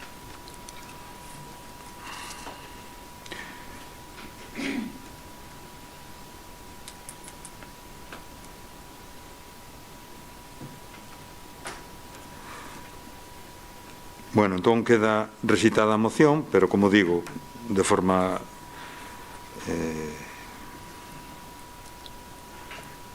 por efectos do pleno, pero vamos, que efectivamente o tema este estamos de acordo en que hai que buscar solucións. Pasamos á segunda moción, que é a moción do Grupo Popular sobre o financiamento do sistema de atención á dependencia. Fátima, sí. Ben. A Unión Europea é a rexión máis envellecida do mundo e a tendencia actual apunta a que cada vez o será máis. Dentro dela hai varias rexións nas que se agudiza especialmente esta situación. Unha é Galicia, onde as persoas maiores de 65 anos xa representan máis dunha cuarta parte do total da poboación. Como é lóxico, este envellecemento poboacional tradúcese nun incremento da cidadanía en idade dependente, que necesita e demanda asistencia para realizar actividades básicas da vida cotiá. A atención a este colectivo de poboación convértese nun reto para todos os poderes públicos e require dunha resposta firme e adaptada ao modelo actual da nosa sociedade. Para dar resposta a esta situación, aprobouse cunha ampla maioría a Lei Estatal 39/2006 do 14 de decembro de promoción da autonomía persoal e atención ás persoas en situación de dependencia, que xurde co obxectivo de regular as condicións para garantir a igualdade no exercicio do dereito dos cidadáns á promoción da autonomía persoal e atención ás persoas en situación de dependencia, mediante a creación do Sistema para a Autonomía e Atención á Dependencia, o SAD, coa colaboración e participación de todas as administracións públicas. Este é o marco normativo aprobado hai preto de 20 anos no que se recollen os dereitos dos cidadáns, pero tamén os deberes de todas as administracións implicadas. 2 décadas despois da aprobación da coñecida como Lei da Dependencia, o sistema segue tendo certas eivas que están lonxe de corrixirse. A principal ten que ver co problema estrutural de financiamento que Galicia leva denunciando dende hai moitos anos. A lei fixa que o gasto dos servizos e prestacións debe asumirse ao 50% entre as comunidades autónomas e a Administración Xeral do Estado, algo que nunca sucedeu e que actualmente segue sen corrixirse. O crecente esforzo inversor por parte da Administración Autonómica e tamén da local para atender as súas veciñas e veciños non ten a mesma correspondencia por parte do Goberno central. Deste xeito, recoñece o propio Ministerio de Derechos Sociales, Consumo e Agenda 2030 na memoria de análisis del marco normativo de la Ley de Dependencia. La financiación originalmente planteada por la memoria de la Ley de Dependencia no se alcanzó, ni en términos absolutos ni en términos relativos al cumplimiento del objetivo de financiación del 50%. Esta é unha cita literal dun documento presentado ás comunidades autónomas a comezos de marzo no pleno do Consejo Territorial de Servicios Sociales e Dependencia. É dicir, o Goberno Central recoñece que non achega o que debe achegar por lei. Iso vai en detrimento dos servizos que reciben os veciños e prexudica directamente as arcas municipais e autonómicas. A pesar diso, é preciso salientar os avances que se produciron na nosa comunidade. Así, tal e como refliten os datos publicados polo Inserso, Galicia rexistra unha evolución positiva neste ámbito e na actualidade, máis de 77.000 persoas que teñen a súa dependencia recoñecida reciben un servizo ou prestazón. Esta cifra sitúa a nosa comunidade cunha ratio de atención do 98,46%, unha das máis elevadas de España e 6 puntos por encima da media nacional. De feito, nos últimos 15 anos, o número de persoas dependentes atendidas na nosa comunidade multiplicouse por 5. Cada ano a Administración Autonómica aumenta o seu orzamento en materia de dependencia para poder seguir ofrecendo servizos aos galegos que o precisen. É importante poñer en valor estes datos, sabendo que Galicia é unha das comunidades líderes grazas ao esforzo que fai a Xunta de Galicia e tamén os concellos. Xa debullando os datos económicos, este ano Galicia inviste no eido de dependencia máis de 700 millóns de euros, dos que preto do 70% proceden das propias arcas autonómicas, mentres que a Administración Xeral do Estado faise cargo da parte restante moito menor. Polo tanto, o que se observa é unha balanza moi desequilibrada que repercute directamente nos servizos e prestacións que reciben os galegos e un cumprimento incontestable do establecido na lei estatal. No caso concreto da nosa comunidade autónoma, as achegas ao sistema de atención á dependencia por parte do Goberno central redúcense dun ano a outro, ao pasar do 40% en 2023 ao 34,9% en 2024, e provoca que a débeda acumulada coa nosa comunidade nesta materia supere os 2.500 millóns de euros. É moi significativa esta baixada, tendo en conta que iso un ano antes das eleccións autonómicas o ministro Pablo Bustinduy dixo nunha entrevista dun medio de comunicación galego que o objetivo era asumir o 50% do gasto de dependencia en Galicia. Só un ano despois, lonxe de incrementar os apoios estatais, o que vemos é unha baixada nesa porcentaxe que debía subir. Para Galicia, dispor dos máis de 2.500 millóns de euros que nos debe o Goberno central suporía poder chegar a máis galegos dependentes que precisan algún tipo de atención. Hai que ter en conta que sen aprobación dos presupostos generales del Estado, esta situación agravarase, xa que mentres o Goberno galego continuará incrementando fondos, servizos e atendidos, a Administración Xeral do Estado conxelaraos. Ademais de non achegar o financiamento axeitado, o Goberno central realiza modificacións normativas sen ter en conta o resto de administracións que son as competentes e as que xestionan a maioría dos servizos. Así, primeiro en xullo do ano 2023, o Goberno central publicou un Real Decreto, o 675/2023 de 18 de xullo, polo que se modifica o sistema de prestacións en dependencia de xeito unilateral e sen contar coas comunidades autónomas. E ano e medio despois, o pasado febreiro, o ministro de Derechos Sociales, Consumo e Agenda 2030 presentou o anteproxecto de lei que reforma a Lei de Dependencia e a Lei de Discapacidade. Ambos cambios conlevan obrigacións ao resto das administracións en vir acompañadas do correspondente financiamento, isto é, sin ningún tipo de axuda orzamentaria estatal. A teleasistencia, para ser un dereito subxectivo, amplíase a contías das prestacións e fanse modificacións directas no servizo de axuda no fogar, que tanto está a supoñer para os concellos. Agora o Goberno central incrementa as intensidades do servizo a aumentar as horas mínimas para atender a unha persoa en situación de dependencia, amplía as accións a realizar no servizo, xa que agora tamén contempla tarefas do fogar, para ir á compra, ao médico ou ao centro de día, por exemplo. Todo isto leva consigo un encarecemento do servizo, máis necesidade de persoal e modificar os contratos actualmente en vigor que teñen os concellos coas empresas prestadoras do servizo. Actualmente, o SAF percíbeno en Galicia máis de 24.000 persoas, un servicio competencia municipal ao que os concellos galegos destinan unha boa parte do seu orzamento, facendo un esforzo económico relevante e ao que a Xunta de Galicia chega este ano máis de 140 millóns de euros anuais. Incrementar deste xeito este servizo, como quere impoñer o Executivo Central, sen ter en conta as comunidades autónomas que son as que financian a súa maior parte, nin aos concellos que son os que xestionan, require de máis recursos e de máis persoal, dous requisitos indispensables ignorados polo Goberno. É dicir, a reforma da lei debe vir acompañada de financiamento, un financiamento que tamén deberá ter en conta as singularidades dos territorios, porque non todos son iguais. No caso concreto da nosa comunidade, a dispersión ou o envellecemento da poboación son factores que incrementan considerablemente o custo dos servizos e que obriga as administracións galegas a realizar un esforzo económico moito maior. Non se poden impoñer máis obrigacións aos concellos sen que a reforma veña acompañada do financiamento necesario. Por todo o exposto, o Grupo Municipal do PP do Concello de Miño propón á Corporación Municipal adoptar o seguinte acordo. O Pleno Municipal insta ao Goberno Central a presentar unha memoria económica concreta na que se avalíe e determine o custo da modificación da Lei de Dependencia, atender as suxestións feitas pola Administración Autonómica Galega a este cambio normativo, que considera as peculiares circunstancias da realidade social e demográfica de Galicia, cumprir co financiamento do 50% da Lei de Dependencia para que a participación da Xunta de Galicia e do Goberno Central sexa equitativa, saldar a débeda acumulada coa nosa comunidade en materia de dependencia que ascende a máis de 2.500 millóns de euros, para así poder achegar máis recursos ás persoas dependentes que o requiren, dar traslado deste acordo tanto á Xunta de Galicia como ao Ministerio de Derechos Sociales, Consumo e Agenda 2030. Muy ben, Fátima, gracias. Non sei se queredes comentar algo. Sí, comento.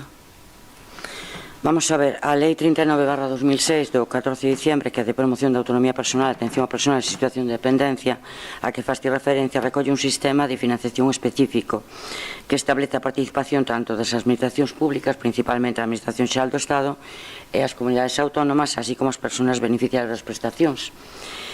Ben, o sistema de financiación que establece a Lei de Dependencia está baseado en 3 niveles de protección, como en primeiro lugar o mínimo que debe ser abonado integralmente pola Administración Xeral do Estado, en función do número de persoas en situación de dependencia que estén recibindo unha prestación efectiva. En segundo lugar, temos o nivel acordado de protección basado nos acordos ou convenios de colaboración entre a Administración Xeral do Estado e as comunidades autónomas, e a financiación da Administración Xeral do Estado neste nivel de protección basease no reparto anual dunha cifra determinada, que se distribuye entre as comunidades autónomas en función dunha serie de variables e criterios predefinidos. E despois hai un nivel adicional de protección que ten unha implantación potestativa por parte das comunidades autónomas e que a financiación corre exclusivamente a cargo da comunidade autónoma. E, por último, hai que tamén ter en consideración que son as comunidades autónomas que, de conformidade ca distribución de competencias contempladas na propia lei, asumen a xestión do SAD nos seus respectivos territorios. Estas competencias refírense, en todos os aspectos, á valoración das persoas en situación de dependencia, o recoñecemento e prestación efectiva aos servicios ás persoas beneficiarias e o abono das prestacións económicas recoñecidas. Ben, a Xunta, a través da súa política social, xestiona os servicios e prestacións vinculados á dependencia, como é o bono cuidado no fogar, a atención ás residencias, e a comunidade autónoma tamén é responsable dos órganos de valoración da dependencia que evalúan as necesidades de cada persona. Hai que destacar que, inda que a financiación é compartida, a xestión e a prestación dos servicios ten que facer a Xunta, quen ten a responsabilidade de chegar os recursos aos ciudadanos que o precisen. Das 13 residencias de titularidade pública que puxo en marcha a Xunta, solo 4, que son Cerceda, Melide, o Carballiño e Santiago, son de xestión pública directa. A Lei de Servicios Sociais de Galicia, no artigo 45, di que a Xunta ten que elaborar cada 6 anos un plan estratégico, no que ten que dicir as necesidades sociais da ciudadanía galega, garantindo a participación das entidades locais. O que a comunidade autónoma galega non se fixo. Hai comunidades autónomas como Navarra, País Vasco ou Cataluña que xa están rematando o plan estratégico que en Galiza ainda non se fixo. De acordo cos datos, a aportación do Goberno a Galicia creceu en 114 millóns de euros no ano 21 e 23, que supuxo unha subida do 121% con respecto ao 2020, ascendendo hasta os 209 millóns de euros. Entonces, a Xunta, por un lado, denuncia que o Estado lle debe 2.500 millóns de euros e que só aporta un 30 ou un 35% do total, mentras que hai un acordo que establece que tendría que aportar o 50%, tal como decía o presidente Alfonso Rueda, que declarou que non é cierto que Galicia estuviese recortando en materia de dependencia, que sí parece que está recortando. E, ademais, desde hai 18 anos, desde 2006, cando se aprobou a Lei de Dependencia con José Luis Rodríguez Zapatero como presidente, non se reúne a mesa de evaluación que se debería reunir a comunidade autónoma, que teria que aceptar a comunidade autónoma. É unha obriga que ten a Xunta de Galicia, que incumple desde entonces, pese a que o reclaman, entre outros, o Colexio de Traballadores Sociales. É dicir, que as dúas administracións non se poñen de acordo que as cifras e os servicios é certo que están saturados, con procesos que se dilatan máis dun ano, chegando aos 2 en algúns casos, e as decisións que tomou a Xunta para reducir a burocracia e os plazos non están funcionando porque os expedientes atáscanse nun embudo ao parecer por falta de personal. En este contexto, o que pasa é que os concellos vémonos asfixiados porque teñen que asumir un coste de servicios que é un servicio esencial para a población, como é o servicio de axuda no fogar, unha situación que xa se ven denunciando de forma reiterada polo presidente da Federación Galega de Municipios e Provincias. Polo tanto, tendo en conta o que vos propoñedes, nos propoñemos modificar a moción, non rexeitala de plano, no sentido de aprobala con este texto que se insta a Xunta de Galicia a que presenta a memoria económica na que se evalúe o costo da modificación da Lei de Dependencia, onde se indiquen as peculiares circunstancias da realidade social demográfica de Galicia, e requerir ao Goberno do Estado e a Xunta de Galicia, os dous, para que cumplan co financiamento da Lei de Dependencia, de acordo que a participación sexa equitativa, saldando a deuda existente en materia de dependencia, e que eses recursos se revirtan aos concellos para atender as persoas dependientes. E, por último, dar traslado este acordo tanto á Xunta de Galicia como ao Ministerio de Dereitos Sociais consume a Xenda 2030. Quero decir que non hai un acordo de débeda, pero tamén hai unha serie de obrigas que están cumprindo a comunidade autónoma. Por lo tanto, non só le requiriu o Estado que poña cartos, que ao mellor os ten que poñer, pero tamén que a Xunta cumpla cos seus cometidos que lle establece a súa propia lei autonómica e a lei estatal.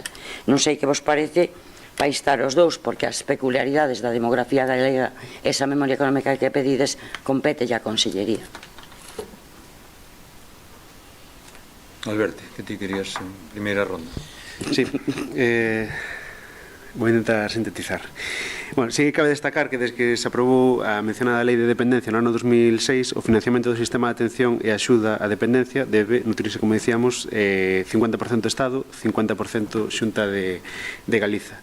Na actualidade non é así e nunca o foi porque o Goberno español non achega o diñeiro que corresponde. A semana pasada, o propio Ministro de Dereitos Sociais, Pablo Bustinduí, afirmaba que a achega aumentou, mais fica aproximadamente no 41%, aínda lonxe do 50% ao que facía mención.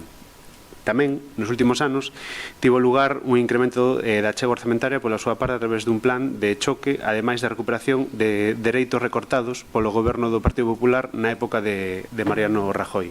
Naquel período de goberno do Partido Popular do 2012 ao 2018 recortáronse orzamentos e dereitos en materia de dependencia, tanto a respecto da atención das persoas dependentes, as que se lles impediu o acceso nos casos de grau 1 e 2, como as persoas cuidadoras, fundamentalmente mulleres, as que se lles excluiu da cotización á Seguridade Social. Actualmente, a débeda acumulada do Estado con Galiza desde hai máis dunha década non deixa de aumentar, e da que é responsável tanto o Partido Popular como o Partido Socialista. O BNG leva desde 2007 reclamando os sucesivos gobernos españois dun e doutro signo que cumpran coa lei. De feito, de maneira insistente e reiterada en múltiples debates, entre eles os debates sobre o Estado da Nación Galega, propuxemos reclamarlle ao Estado a recuperación de dereitos e o financiamento que corresponde. O PP votou en contra mentre gobernou M. Rajoy. Agora parece que saca peito con esta reclamación. O BNG, no que atinxe a xusta reclamación de fondos ao Estado, sempre ten un posicionamento favorável. Tamén o é coa Xunta de Galiza, cando se trata de financiamento local, sobre todo o que ten que ver coas competencias impropias, que xa tratamos en varias ocasións. Se o Partido Popular defende con vehemencia esta xusta reclamación, o coherente sería facer tamén o propio coa Xunta de Galiza, a hora de reclamar fondos para as entidades locais, tamén en materia de dependencia.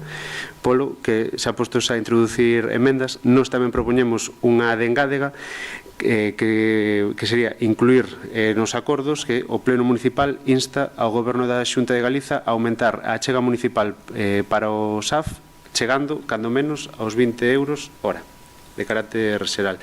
E logo tamén, por puntualizar, xa sei que non cubre todo, pero tamén por puntualizar algunhas cuestións que, compartindo o fondo, pero igual non tanto a forma, sí que na moción tamén fai referencia a que hai moitas persoas, os 77.000, que teñen a súa dependencia recoñecida. O que non sabemos aínda é canta non está en proceso non é que non este en proceso de esa valoración, senón a espera de comezar o proceso para esa valoración. Tamén se para na cuestión dos concellos, particularmente do SAF, que incide en que é competencia municipal, pero a competencia en exclusiva tamén en materia autonómica. Vamos a dicir, polo menos, xa postos a pedir ser xustos, non vamos a falar de que a Xunta leve a xestión, o 100% da xestión deste servizo, pero polo menos que sexa o que cubra o 100% do financiamento, porque ao final os concellos están no medio, é a administración máis próxima á cidadanía. Igual non é preguntarlle ao alcalde de Miño, porque igual non é do mesmo signo, pero creo que se lle pregunta tamén a calquer alcalde ou alcaldesa do Partido Popular ao que respecta ao financiamento do SAF, penso que, polo menos fora de micro, seguramente dirían que están afogando as administracións locais asumindo este custe. E logo, xa por último, cando se fala de financiamento ou competencias ou financiamento teñen que ir da man. Eu penso que non lle vou descubrir a ninguén agora o que opina o BNG ao respecto de competencias e de financiamento, pero, bueno, tamén vai sendo hora non só de reclamar as competencias que recolle o Estatuto de Autonomía e avanzar no autogoberno, pero tamén acompañadas dese financiamento. E para iso tamén hai que sentarse. Toca xa, porque sí que vamos bastantes anos tarde, falar de financiamento, de actualizar o que hai, ou abrir camiños cara a un novo modelo. Pero, bueno, volvendo á cuestión da moción, non teníamos problema en apoiar a moción original, pero sí que nos gustaría, xa que reclamamos ao Estado, reclamar tamén a Xunta a parte que lle toca. Bueno, non sei se podo falar. Pero non sei se que xa consumistes un turno cada un. Non sei se Fátima que empezou.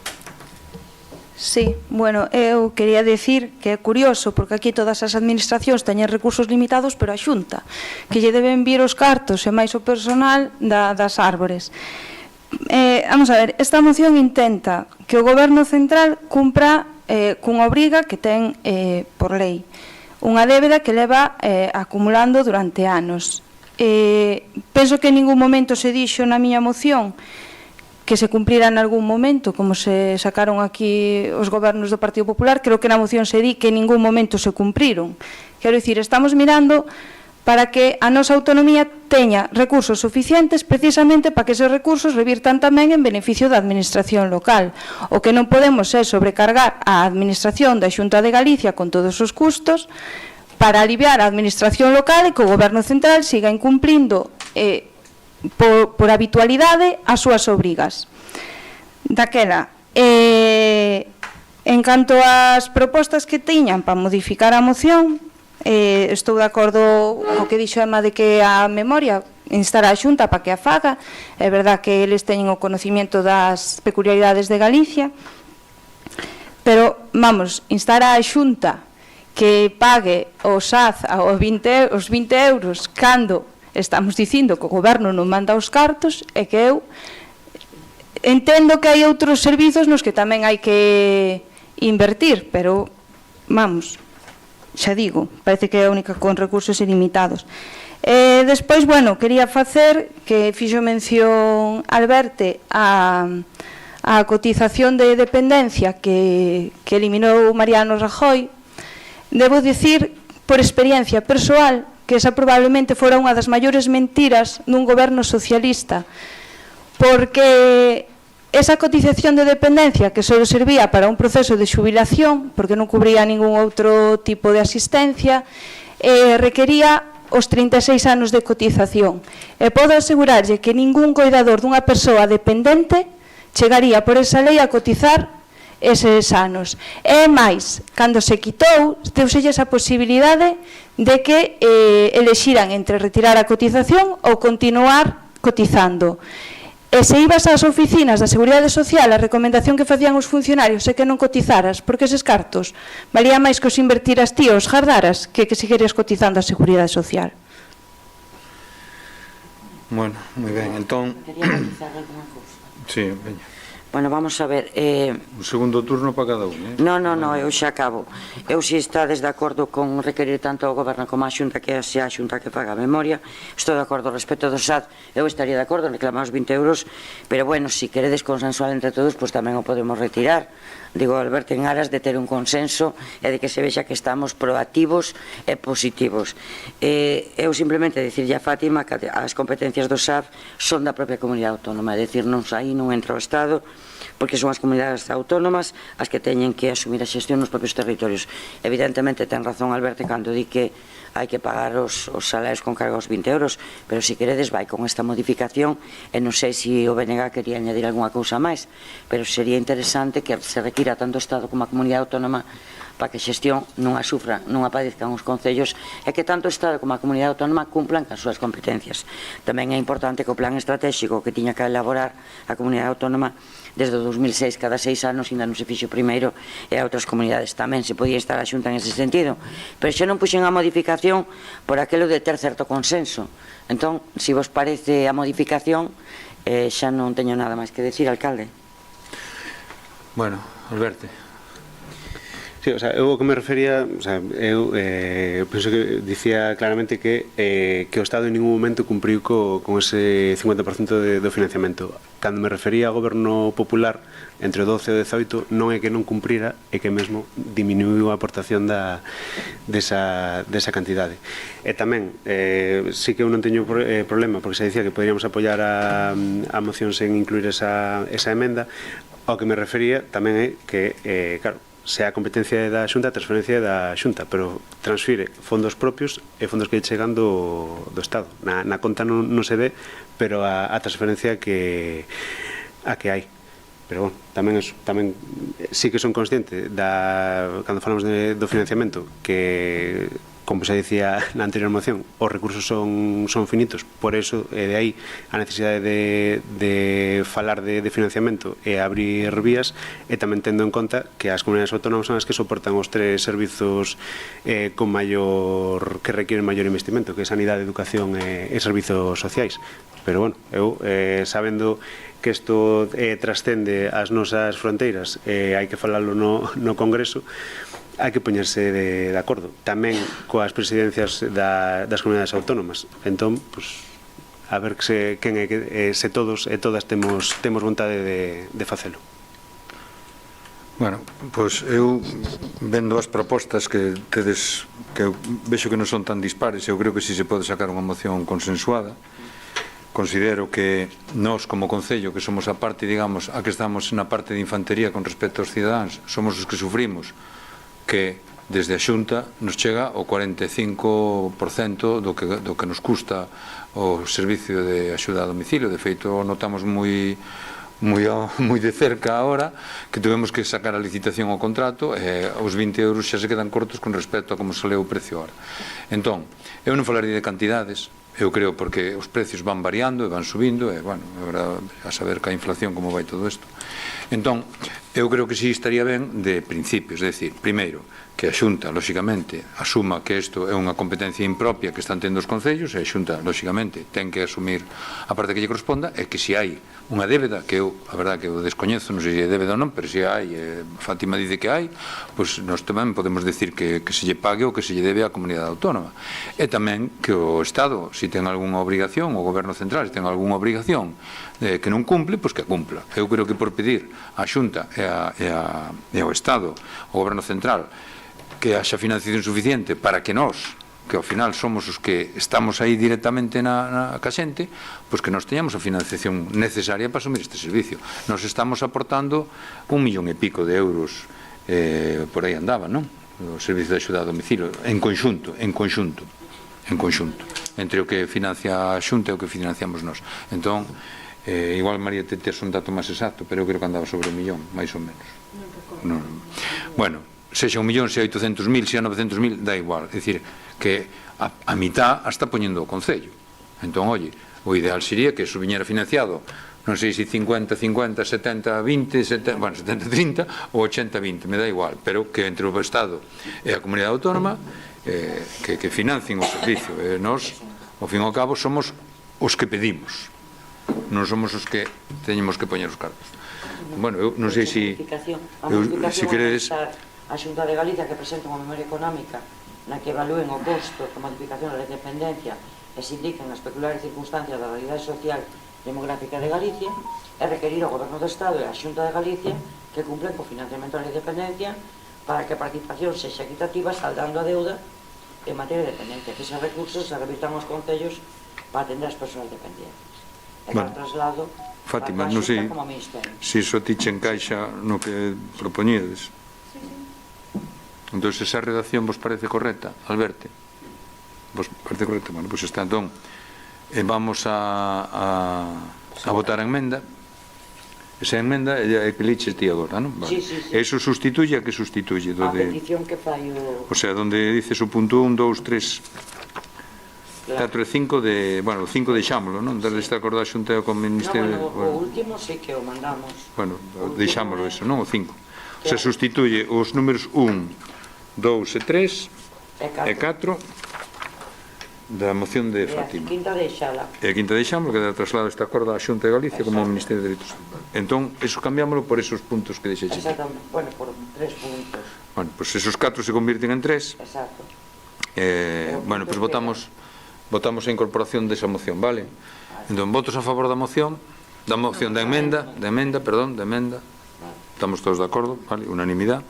Entón, agora, unha vez incorporado, votos a favor da moción. Votos a favor da moción, vale, pues entón se aproba todo por unanimidade.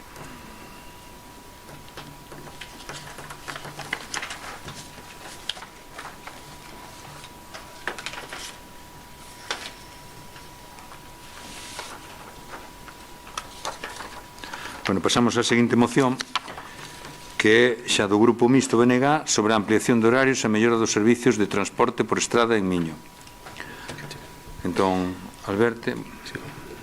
O Plan de Transporte Público de Galiza, aprobado pola Xunta en 2018 e modificado en 2021, establece como objetivo garantir a mobilidade da poboación en termos de igualdade, seguridade e eficiencia, especialmente no ámbito rural, mediante servizos axeitados e adaptados ás necesidades da ciudadanía.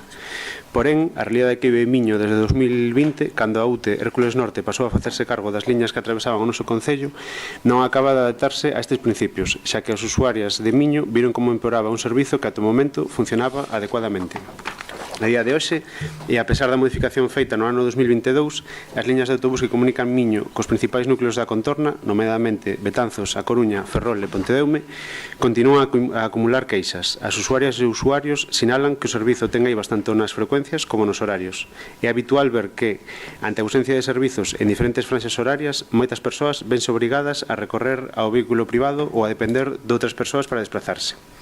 Compre lembrar que a competencia en materia de transporte público por estrada é da Xunta de Galiza e que non é de recibo que se manteñan estas carencias nun municipio que ten experimentado un crecemento poboacional constante e que forma parte da área de influencia de cidades como A Coruña ou Ferrol.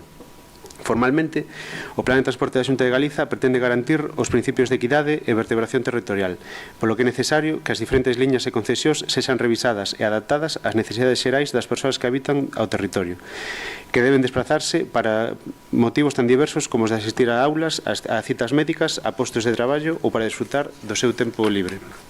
A Xunta de Galiza debe atender estas necesidades da poboación e non só os intereses das grandes concesionarias, cun servizos inzados de incumprimentos, tales como a falta de puntualidade, a eliminación de servizos ou o cambio justificado de itinerarios ou, nalgúns casos, o mal estado dos vehículos.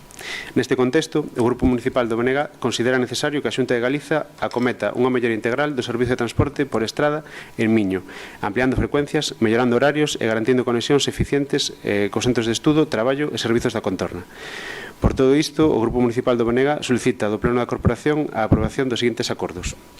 O primeiro, instar a Xunta de Galiza a revisar e ampliar de forma urxente os horarios e frecuencias das liñas de transporte público por estrada que afectan ao municipio de Miño, nomeadamente as franxas horarias clave para facilitar a mobilidade laboral, educativa e asistencial da veciñanza. Demandar da Xunta de Galiza a mellora de información dispoñível sobre horarios separadas, tanto na web bus.gal e a web da concesionaria, como físicamente, con instalación nas marquesiñas de paneis informativos con datos actualizados. Dar traslado tamén deste acordo a Consellería de Infraestructura e Mobilidade da Xunta de Galiza, a Dirección Xeral de Mobilidade e a Delegación Territorial da Xunta na Coruña. E, por último, facultar a Alcaldía e a Concelleira en quen delegar a toma de cantas medidas foren necesarias para cumprir estes acordos. Moi ben, moitas gracias. Bueno, algún comentario? Sí. Bueno, estamos de acordo na súa totalidade, porque non sei se recordades que xa en febreiro de 2022 aquí celebrouse un pleno onde se aprobou unha moción que se presentara por o PSDG, por os socialistas, para exixir a Xunta a reposición de paradas e as líneas suprimidas o de xaneiro do 22 e o aumento das frecuencias para incentivar o uso do transporte público.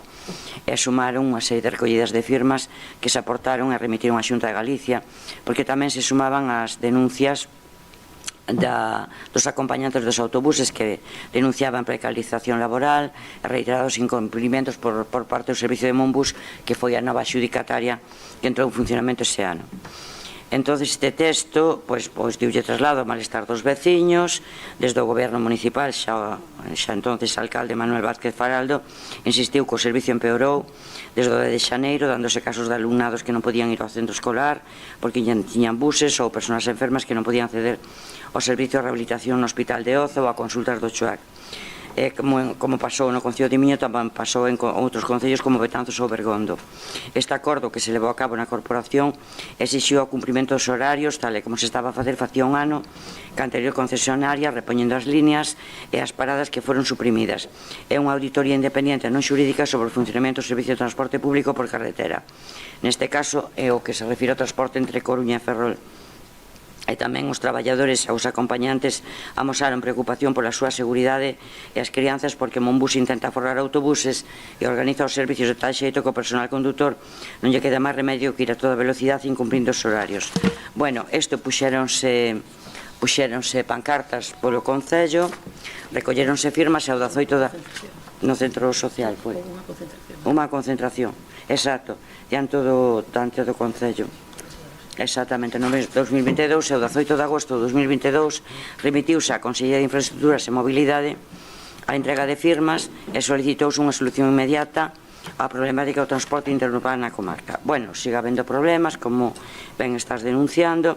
Aquí decíamos que o mal funcionamento pode rescatar o escrito porque está remitido á Consellería e agora, pois, volvemos a requerir. Non temos ningún problema porque é certo que sigue habendo un funcionamento efectuoso. E o que é máis importante que a información que sale na página web non é auténtica, é dicir, ti miras unha liña e a mellor o bus non pasa, é dicir, que poñan unha información correcta para o desplazamento da xente. Por lo tanto, estamos a favor totalmente. Algo máis? Alguén? Fátima.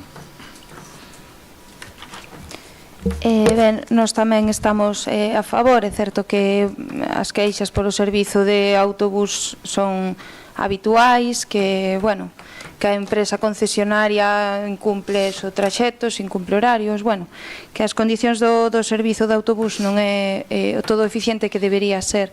Tamén é certo que, bueno, non estaría de máis, xa, igual noutro pleno aparece, tamén a mellora da rede de trens, que tamén é bastante deficiente, pero bueno, pouco a pouco mellorando os servizos, pero neste caso, nesta moción, estamos de acordo. Vale, pois nada. Moi ben. Pero, veña. Sí, o sea, sí que, claro, sí que cando referíame tamén eso, que acumula queixas, claro, antes do 2020 todo o mundo tiña na cabeza os buses por Miño pasan en punto, a unha hora vai polo Pedrido e outra por Betanzos. Entón, non case, diría que incluso o panel informativo sobraba porque todo o mundo ten na cabeza. Agora, claro, hai tres patas, a web de Monbus de un horario, a web da Xunta de outro, e logo cando pasa realmente o bus. O sea, eu sí que son usuario do autobús, se miras o da primeira hora, non sei se pon a 7:13 pasa según Monbus, a 7:15 creo que era día Xunta, e a realidade é que se chegas máis tarde das 7 en punto quedas en terra. Entón, claro, entendo que as queixas xurdiron a partir do 2020, que sí que se fixo un intento de amaño, pero bueno, aí case era atender as queixas e ir apagando lumes, porque tamén os buses son os que son, vas facer un poquinho xogo de trileros.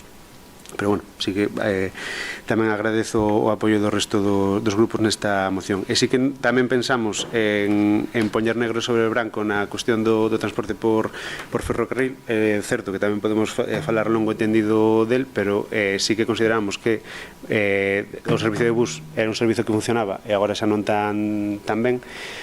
Non sei a quen hai que preguntarlle para que se lembre de cando funcionaba ben o servizo de tren. O sea, a xente xa vai entrada en anos. A xente nova, eu, por exemplo, nunca collín o tren porque xa sei as carencias que ten. Que bueno, tamén se vai avanzando co tema do bypass en Betanzos, e bueno, xa, pero bueno, que hai que meter un poquinho de man, porque o tramo Ferrol Betanzos e Betanzos Coruña, desde que se fixeron a finais do século XIX e comezos do século XX, como se fixeron hai que dar. Entón, bueno, hai que darlle aí tamén unha voltiña, máis nada. Bueno, a mí me parece ben que se aproveite que o río pasa, non? O Pisuerga pasa por Valladolid. Vamos a ver. Estamos falando dunha moción sobre o transporte metropolitano, en este caso estamos falando dos buses. Eu quería vos decir que bueno, me alegro de que haxa unanimidade, caramba, que hoxe van bastantes puntos por unanimidade. Me alegro, e tamén quería decir e recordar que houve un cambio de empresa. A Consellería, en ese momento, daquel momento de transportes, fixeron unha adxudicación, cambiaron de empresa, e si como antes, que a empresa que estaba, pois máis ou menos funcionaba e cubría os servicios axeitadamente, ca nova empresa non se cumplen. Pero bueno, tamén teño que dicir, e quero agradecer á nova directora xeral de mobilidade, a Judith Fontela, que establecimos, sabedes que nós estamos incorporados ao sistema ao transporte metropolitano da área da Coruña e da área de Ferrol. Somos o único concello que participamos dos dous. Quedamos, na última reunión que tuvemos, que foi por decembro, creo que fora, na última reunión quedamos todos os concellos afectados, xunto ca directora xeral, quedaremos en fazer unha reunión cada 6 meses. E nos toca agora, a próxima reunión a vamos a ter o día 1 no transporte metropolitano da Coruña e o día 3 no transporte metropolitano de Ferrol. Entón, eu o que vin é bastante boa receptividade por parte desta directora territorial, desta directora xeral, e creo que, bueno, que se están dando pasos. De feito, nós algunhas reclamacións que lles mandamos, pois si foron facendo, como algún cambio de parada, algunha cuestión de transporte escolar, si cambio de parada de transporte escolar e tal, bueno, en algunhas cousas que vemos que sí que está habendo unha receptividade que antes non víamos. E bueno, eu tamén quero, digamos, bueno, decir o que estou dicindo, é dicir que non hai unha cuestión de abandono por parte, en este caso, da directora xeral, non sei, eu coa que falo é con ela, nestas reunións que facemos de todos os concellos de cada área con ela, pois se ve que hai grados de avance, non? Poderíamos decir máis adiante, depois das dúas reunións que vou a ter a semana que ven, o día 1 e o día 3, como están, pero bueno, eu vexo que hai intención de ir mellorando o asunto. Despois non sei a problemática que teñan ca empresa e tal, pero bueno, eu estou esperanzado en que isto sí se lle poña remedio pronto, porque ademais, efectivamente, hai moitos veciños de Miño que se están, vamos, e que o problema desto, que eu manifestei na última reunión que tuvemos, o problema desto é que a xente xa se chega a acostumbrar a buscar alternativas. E claro, cando realmente se poña a funcionar o transporte metropolitano de forma axeitada, pois a xente, como xa ten outras alternativas, pois ao mellor xa non lles importa un pepino. Entón, bueno, o importante é precisamente que a xente non use coches particulares, que vai en transporte urbano, moito máis económico, moito máis menos contaminante, todo eso. É moito máis práctico. Entón, bueno, pois eso, que me alegra de que haxa unanimidade e que esperemos eu esta moción a vou a levar. O día 1 e o día 3 vou a levar e vou lles decir isto, non? E, bueno, pois nada, pois procedemos a votar. Non se enmenda nada, non? Moi ben. Pois entón estamos todos de acordo. Bueno, pois votos a favor entón da moción de Alberto. Veña. Apróbase por unanimidade. Non sei se había algunha moción máis para presentar, que non está no orden do día. Nos presentamos como, bueno, pola vía da urxencia, pues, un intento de declaración institucional ou polo menos moción que xa falamos algo estes últimos días sobre o xenocidio do pobo palestino.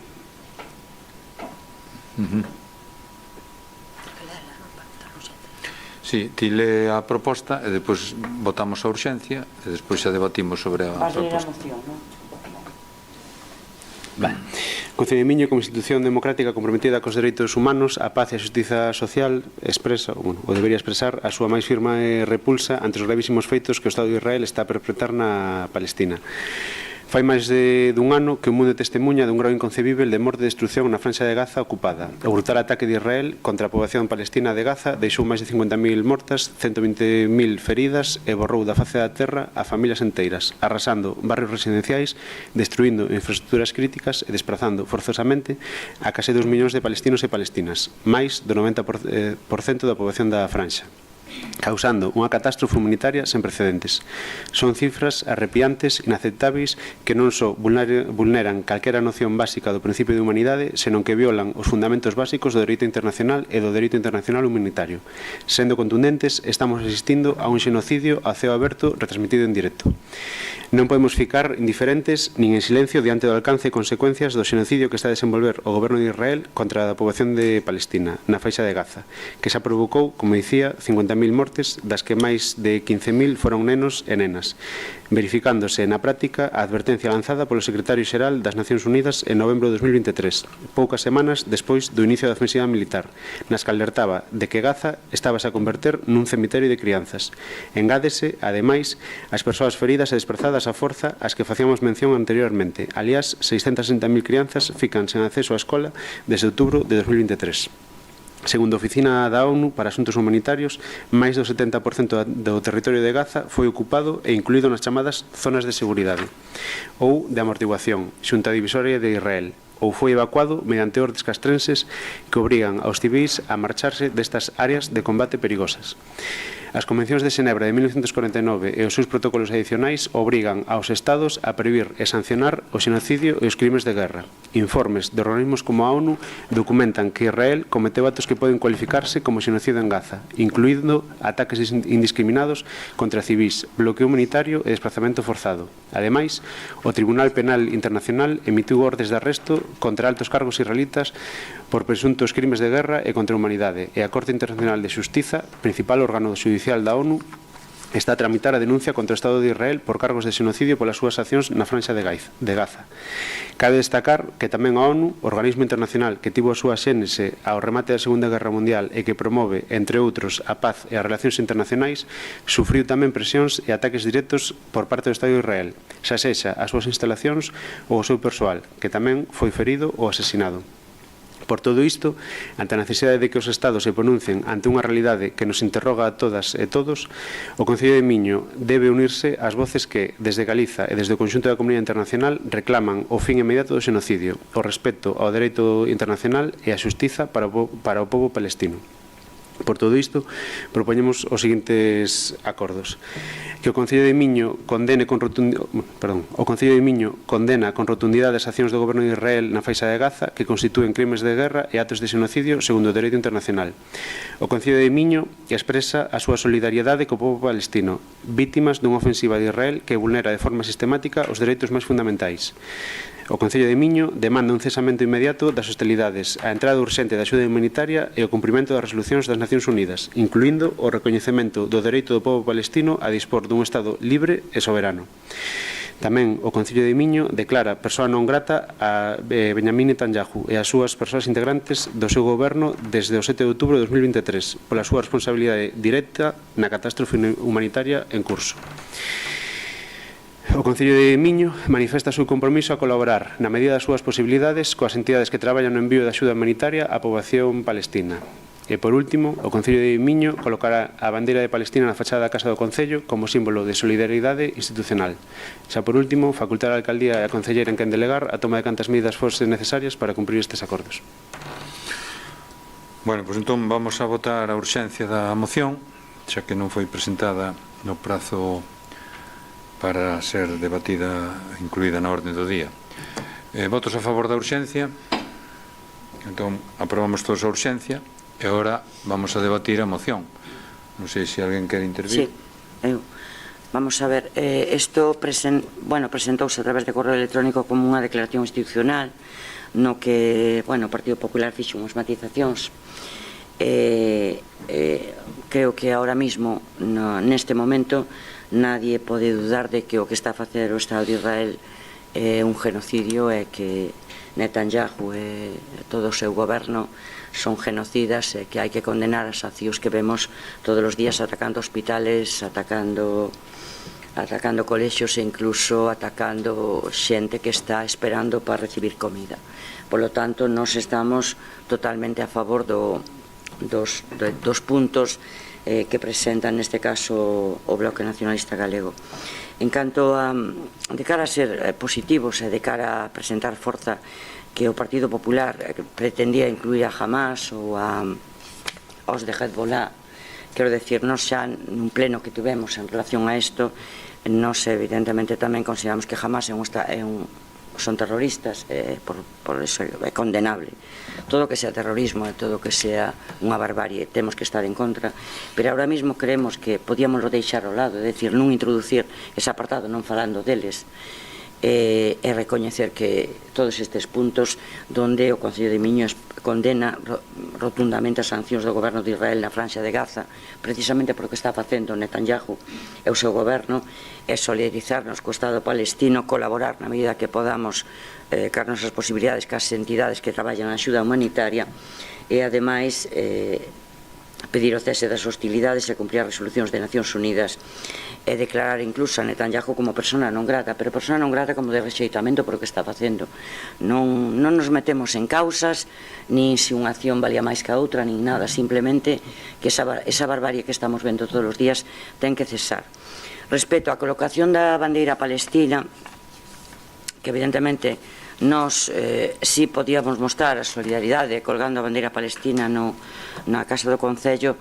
Aquí temos que acadar a lei de banderas. Hai unha lei de banderas e o Tribunal Supremo xa se pronunciou nunha sentencia do 2020 onde dice que é incompatible co marco constitucional vixente, co deber de objetividade e neutralidade das administracións públicas. É certo que calquer veciño que se sinta solidario co povo palestino pode colgar a súa bandeira no seu balcón, eso é verdad, pero neste caso os concellos, cando se trata unha bandeira institucional dun Estado, non é o mismo cado orgullo ou a de violencia de xénero, outro tipo de símbolos que expresan solidaridade. Nos entendemos que nesto temos que cumprir ca normativa legal e non colgar a bandeira, pero sí ao mellor facer público o máis posible ou difundir o pleno de forma que estamos a favor de apoiar a Palestina e que Netanyahu sea considerado un genocida a todos os efectos.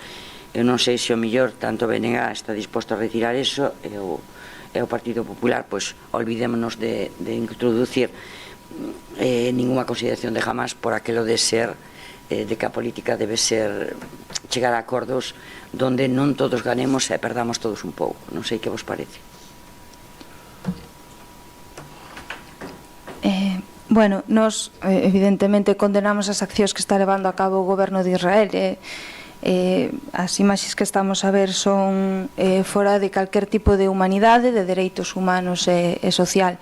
Ao final, como en calquer conflito, é o pobo que está pagando as consecuencias dunha guerra que neles non teñe nada que ver, pero sí que é verdad que a nós, queríamos introducir o de Hamás, porque sí que creemos que é un grupo terrorista que ao final está utilizando o seu pobo non, porque non é o seu pobo, a un pobo de escudo.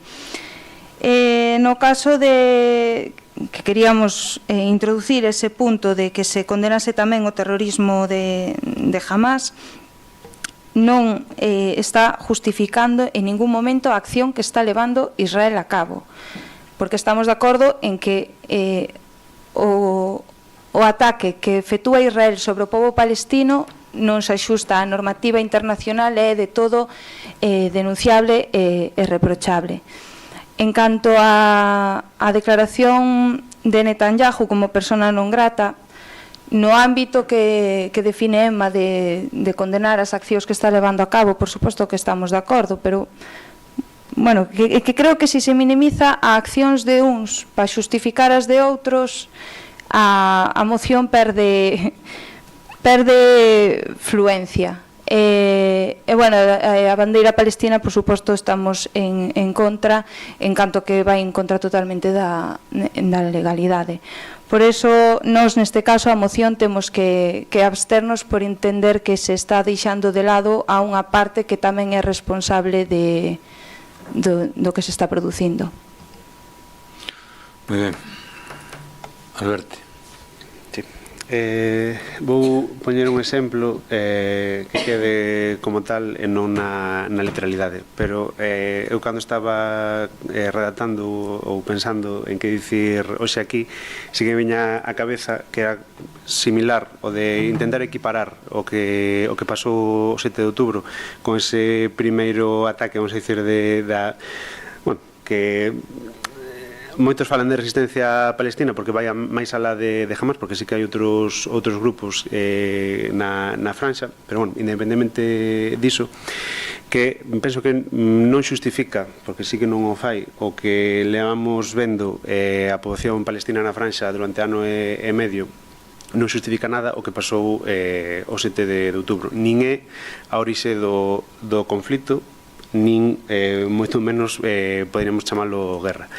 Se falamos, se somos rigorosos, falamos da situación que están a vivir hoxe, habría que remontarse como mínimo a 1947 ou case 48, cando Gran Bretaña marchou dali propoñendo cortar a un país que se existía en dous, e logo todas as accións que levou a cabo Israel.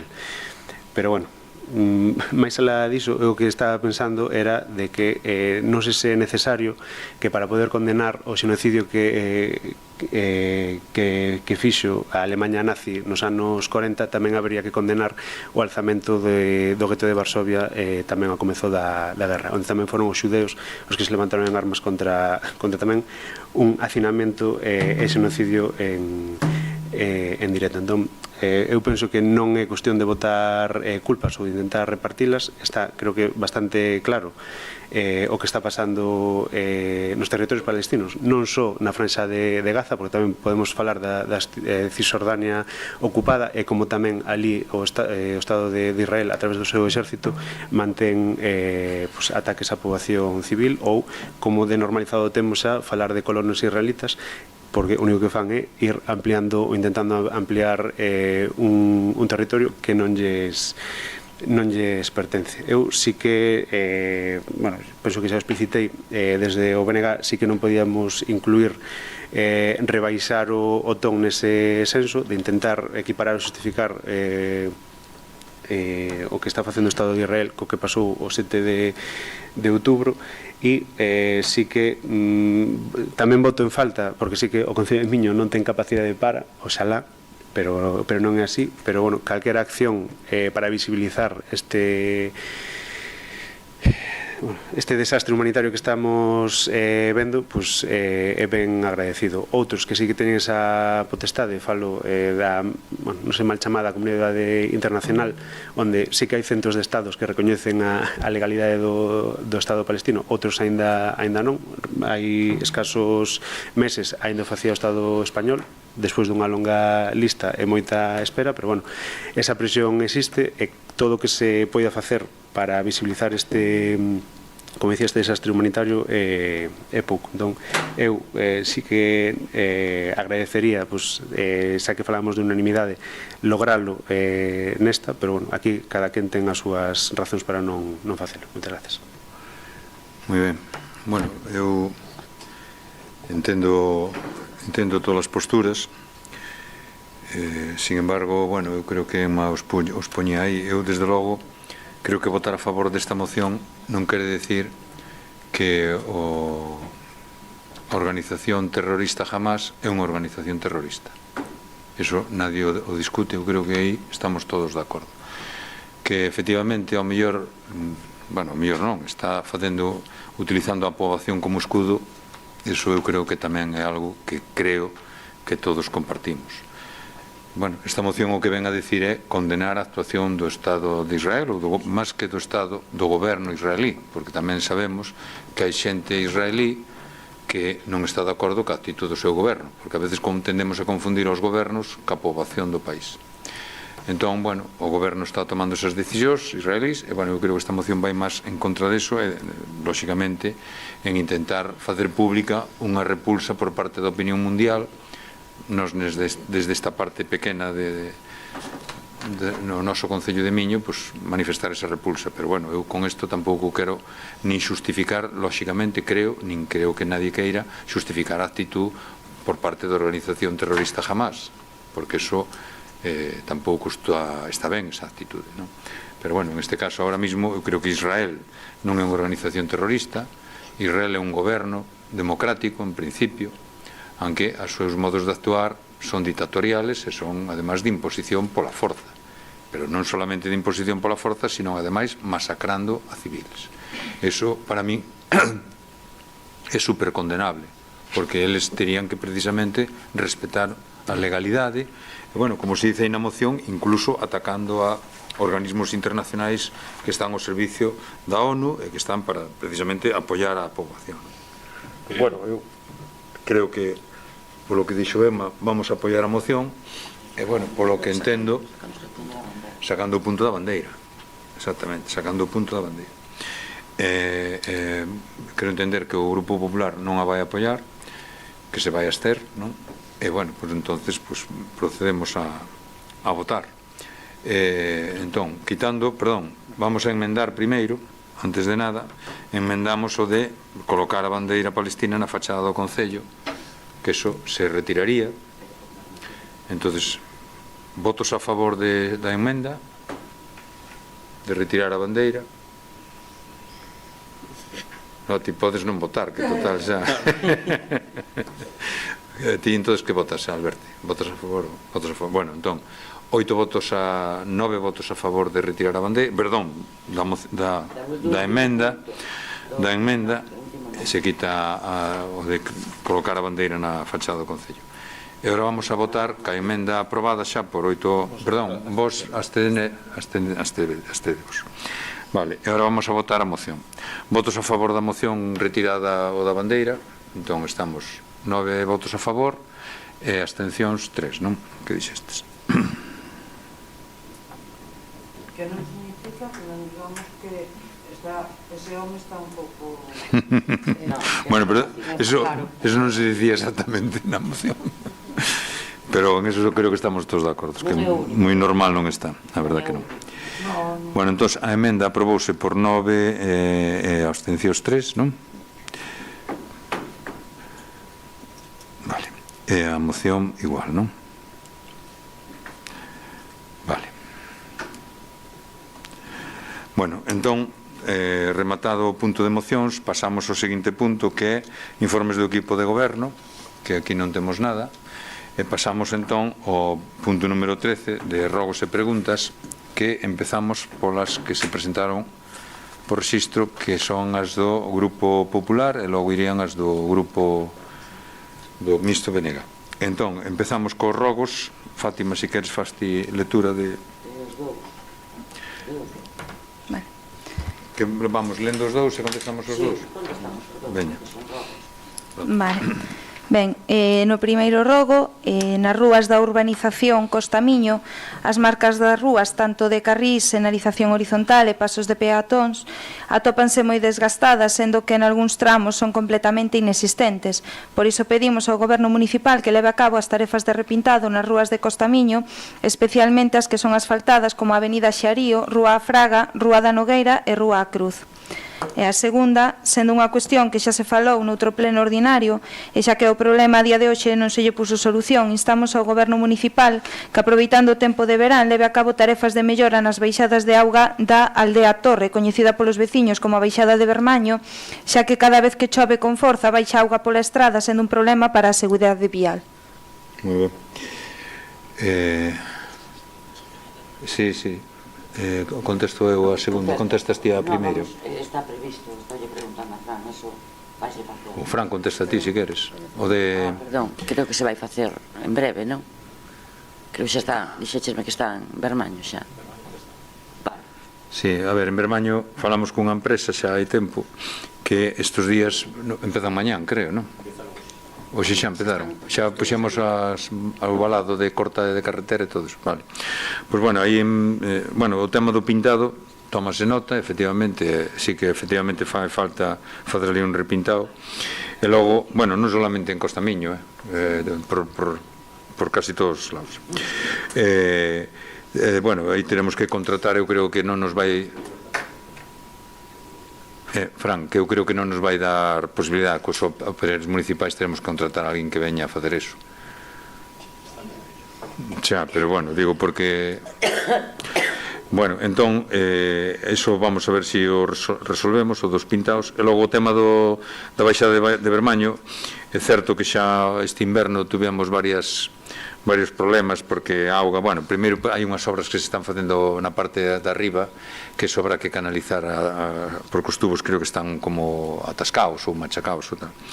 E vanse facer unha ampliación de tuberías para que a auga toda que baixa por aí, porque claro, o problema é que cada vez baixa máis auga e os tubos, cando se fixeron no seu día, eran tubos con un diámetro, sí. Viene desde arriba de mi casa. También. Desde a vía do tren. Es que recoge muchísimo. Sí.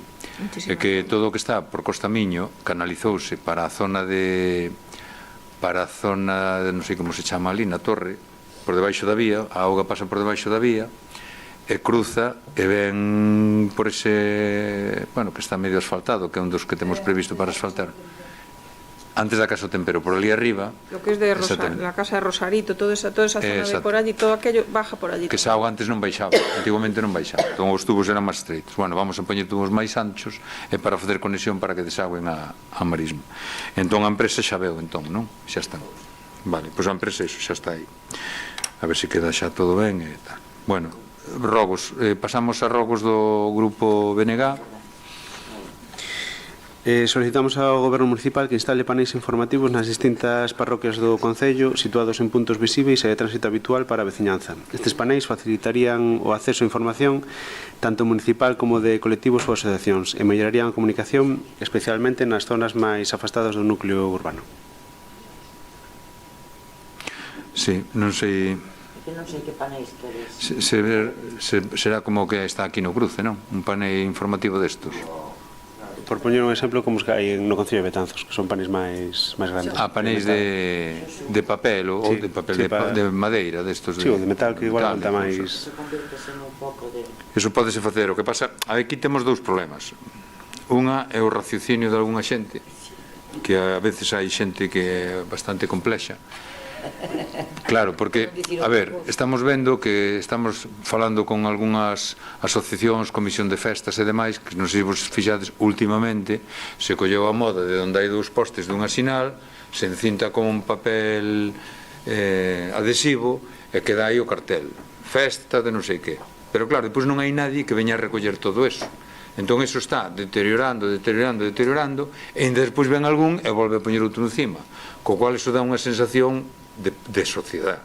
Cachos de papel que caen polo chan, quedan por ali entre as ervas e tal, o sea, eso é unha porquería. Entón nós estamos dicindo á xente que en cumprimento da ordenanza que temos de convivencia cidadá, pois que hai que respetar eso, se non vamos ter que sancionar. Pero efectivamente, aí tes razón, que temos que poñer algúns lugares alternativos. Que pasa? Que se poñemos algúns lugares alternativos que hai, xa se fixo, eu recordo nos anos 1990 e moitos, o sea, fai moitos anos, se puxeran uns paneis que hai en cada parroquia, en casi sempre no centro cercano á iglesia. Por exemplo, en Carantoña está nas portas da iglesia, en Bañobre está ali tamén cerca da iglesia de San Paio. Bueno, en casi todos os lugares hai un panel informativo. Eso, quen xestionaba eso, dábaselle a chave, recordo naquela, dábaselle a chave, porque hai uns cristaleras, tal, dábaselle a chave aos da asociación dali, que eu creo que era mellor recuperar esos cartéis, non poñer cartéis novos, porque esos están en desuso ahora mismo, porque as chaves perderonse. Entón, a xente que fai, en vez de pedir a chave a nadie, porque casi nadie ten a chave, ou que a ten non se sabe quen a ten, por resulta que pegan no cristal por fora, pegan o cartel da festa ou de non sei que. Entón, ao mellor sí que temos que darlle unha volta a eso. Eu creo que eso sí sería positivo, porque moitísima xente pediría á asociación, oye, quero poñer este cartel da festa de non sei que, corres o cristal, o mete ou tal, bueno, o sistema que fora. Porque como deixemos para uso de canqueira, ou da discoteca de non sei onde, ou do pub de non sei que, ou da festa do cocodrilo, pois estaría eso cheo de carteles os 3 días. Vamos, entonces, claro, aí hai que buscar unha convivencia entre todo o mundo ten dereito a anunciarse, pero claro, un negocio privado é unha cousa privada que terá que anunciarse polos medios que considere, pero que non podemos eso mezclalo cunha cousa pública. Porque, por exemplo, eu creo que unha asociación de veciños, unha comisión de festas ou algo que é altruista, un club deportivo que anunciou o campeonato de non sei que deporte, vale, pois tal, eso para min teñen máis dereitos que o privado. O privado, pois claro, ao mellor teremos que ir vendo se pegou na terraza ou na fachada de non sei quen, bueno, oye, privado, sabes, ao mellor temos que máis regular eso. Eu creo que, se queres como compromiso, ao mellor o que temos que mirar é de cambiar os paneis que hai agora co cristal, que ao mellor pode ser, non sei se pode facer un máis grande, creo que hai en Bemantes, creo que está ali ao lado da iglesia tamén. En que? Son moi pequenos, hai que cambialos. Eran para poñer cousas tipo folio, tipo convocatorias de plenos ou convocatorias de reunións. En Perves hai, non? Sí. Pero é que se poñemos a ver, se poñemos, pensade un panel como esta parede, que podemos poñer, de madeira ou metálico. Eso vai ser, ao final, vamos ter que ter a alguén que vai arrancar os cartes, porque claro, eso caduca, anuncian a festa de dentro dunha semana, depois ven o da festa de dentro de 2, depois ven, eso vai estar cheo de propaganda. Entonces, e cando che veña Zeus, xa che pon xa tapa todo. Entonces, claro, eu vexo moi ben eso, pero vexo dunha maneira controlada, que non so controlemos. Os vándalos xa, claro. Non sei, Alberto, eu casi era solo traer aquí a proposta. Non entendo que non vai ser hoxe daqui a solución, pero bueno, telo en conta. Bueno, eu creo que o mellor que temos que darlle unha volta a esos paneis informativos que temos, de darlles outro formato, non? E ao mellor, en vez de poñelos pechaos, poñer solo se admiten de cosmisiones, de non sei que, eu que sei, non sabes, limitar ou poñer o cristal corredero, pero o cristal corredero ten un problema da chave, que as chaves, ao final, tens que ir a buscar a persona que che abra. Non sei, damos unha volta, se vos parece, e comentámoslo máis adiante, vale, antes de chegar a ninguna solución. Bueno, pasamos a preguntas. As preguntas son, primeiro, as do Grupo Popular, que ten 5 preguntas. Veña, Fátima. Eu casi contestaría unha a unha, por senón son moitas preguntas, logo nos perdemos. Ben, fai un tempo, ante unha emerxencia social, os veciños de Miño colaboraron con aportacións a unha conta que posteriormente entregouse ao Concello para a súa xestión. Tamén se fixeron outros actos de recadación para a causas, sendo moitos os veciños que nos preguntan en que estado se atopan as xestións para a inversión destes cartos na causa para que eles estaban destinados. Bueno, pois eso, se me permites, che vou contestar eu, sempre tendo en conta que estamos nun pleno público. Este tipo de temas delicados gustaríame falalos máis en zona reservada, por así decir. Bueno, basicamente, o que creo que todos sabemos é que se fixo un anuncio público a raíz do incendio no que lamentablemente fallecer a unha persoa. Nos, cando entramos en contacto ca familia e demais, aparte de evitar problemas a aquelas persoas que abriran a conta, porque podían ter problemas fiscais e problemas de outro tipo, incluso legal, abreuse a conta, trasladouse co saldo que tiña esa conta aberta por particulares, fixose unha conta polo Concello. Entón, en esa conta xa fai tempo, bastante tempo, que nadie volveu a aportar nada. A conta ten un saldo de 18.000 euros, un pouco máis, non recordo exactamente a cantidad, pero bueno, houve uns intereses que son pequenos, son céntimos. Bueno, esos 18.000 euros, máis o Concello habíase comprometido a aportar 10.000 euros a maiores, que además estamos orzando todos os anos esa cantidade, porque era o compromiso adquirido polo Concello. Bueno, polo Concello en aquel momento, polo Pleno, que vos non estabades, pero as outras persoas que estaban representando o Grupo Popular, pues estábamos de acordo. Bueno, que pasa? Que a esa familia nos buscamos de alternativa de vivenda, que nas vivendas sociais, e tamén falamos cun arquitecto de Miño, un arquitecto que, a verdad, moi xenerosamente está colaborando para intentar levar a cabo esa reforma da vivenda. Como podedes imaginar, os 18.000 euros máis os 10.000 que aporta o Concello, pois non chega para facer unha vivenda nova totalmente, pero si chegaría para a reforma do tellado, e que se podería tamén abrir ao mellor unhas ventanas, bueno, algún aspecto complementario ao tellado. Non chegaría para facer unha placa, porque, ademais, por desgracia, desde isto xa fai 2 anos e pico, casi xa 3, porque era en outubro, creo que era en outubro, 2 de outubro, 1 de outubro. Bueno, entón, que pasa? Que a medida que pasa o tempo, tamén, cada vez, o que se vai poder fazer é menos, porque os costes suben, e, claro, non é mesmo comprar tellas fai 3 anos que comprar tellas agora. Ben, entón, tuvemos varias reunións, xa fai tempo tamén, co arquitecto e ca familia afectada, e entre eles, entre nós, falamos de que eles especificasen que era o que preferían primeiro e tal. En eso estábamos todos de acordo, lóxicamente, eu creo que o primeiro é poñer o tellado.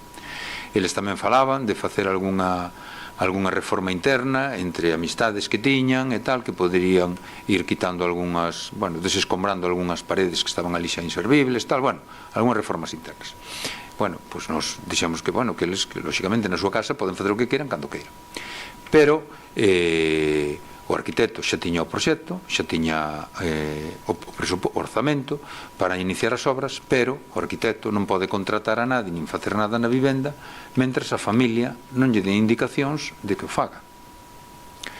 Entón, á vista de que coas conversacións sucesivas que fomos tendo, pois o tema non avanzaba. E claro, nós non podemos, como sabedes, nós non podemos como Concello facer unha obra nunha vivenda privada. O que podemos é, cos cartos que aportamos, pagarlle a unha empresa que faga esa obra. Esa empresa aí va a buscar, e xa tiña máis ou menos buscada o arquitecto que generosamente colabora, e estaban pendentes de que a familia lle dixera, tira pa diante. Como isto non estaba ocurrindo, pois o que fixemos foi, fai un mes aproximadamente, ou un pouco antes, nos combinamos por escrito xa a familia, concretamente ao seu titular, combinamos, requerímolo para que formalmente, vou vos ler o que lle mandamos, requerímolo formalmente a los efectos de que proceda a la reparación de la vivienda, presentando la oportuna solicitud de licencia o, en su caso, comunicación previa de obra, indicando su disposición a iniciar las obras que serán abonadas previa presentación de factura una vez realizadas y hasta el tope del saldo existente. É dicir, eles teñen que dicirlle á empresa que elixan, teñen que dicir, empezade, e nós, lóxicamente, a través do arquitecto, que xa estaba máis que falado, a través deles tamén, a medida que vai traendo, sabedes que o arquitecto está, porque é o que ten que velar pola seguridade de saúde, por todos os términos, lóxicamente, da construcción da vivenda. cando el traiga a primeira certificación de obra da reforma de tal, nos con eso nos habilita para que a través de intervención e tesorería se fai o informe correspondiente e se lle paga. Pois a primeira reforma, o primeiro mes a obra costou 5.300. Pois, intervención, con cargo ese saldo, pero os saldos son 18.000 máis 10.000. Claro, no momento en que eles queiran facer algo a maiores, nós o que lles plantexamos é que hai solucións. As solucións son que pode pedir un préstamo, a familia pode pedir un préstamo, teñen unhas pensións, teñen uns ingresos, e poderían pedir un préstamo. Hasta o de agora, na vivenda, como sabedes, na vivenda social, están pagando 150 euros, creo que é, mensuales. Como sabedes, calquer vivenda de alquiler aquí en Miño, mínimo 500, 400 euros non hai. Bueno, entón, con ese diñeiro, eu creo que tamén poderon ter uns aforros e tal. O que nós non vamos facer nunca é entregar o diñeiro que se recaudou generosamente polos veciños, non lle vamos a entregar a nadie. Eso está aí. Está para o cometido, para o que foi solicitado. Sabedes que se fixeran anuncios públicos, convocatorias públicas de apoio das familias, de Miño e tal, e houve moitísima xente xenerosa que dou cartos. Xente que dou bastantes cartos. Están os ingresos aí. Nós non sabemos de quen son os ingresos. Eu non o sei, por lo menos. Non sei se a tesorera ou a interventora, pero aí están os ingresos. Xa había un saldo previo, creo que había, non sei, 6.000 euros ou algo así que se habían traspasado da conta anterior aquí. Entón, claro, nós o que estamos é requerindo, porque eles teñen que tomar cartas no asunto. O que non podemos é, como teño unha vivenda e teño unha vivenda barata, pois seguir aí, non? Non, porque iso non é o compromiso.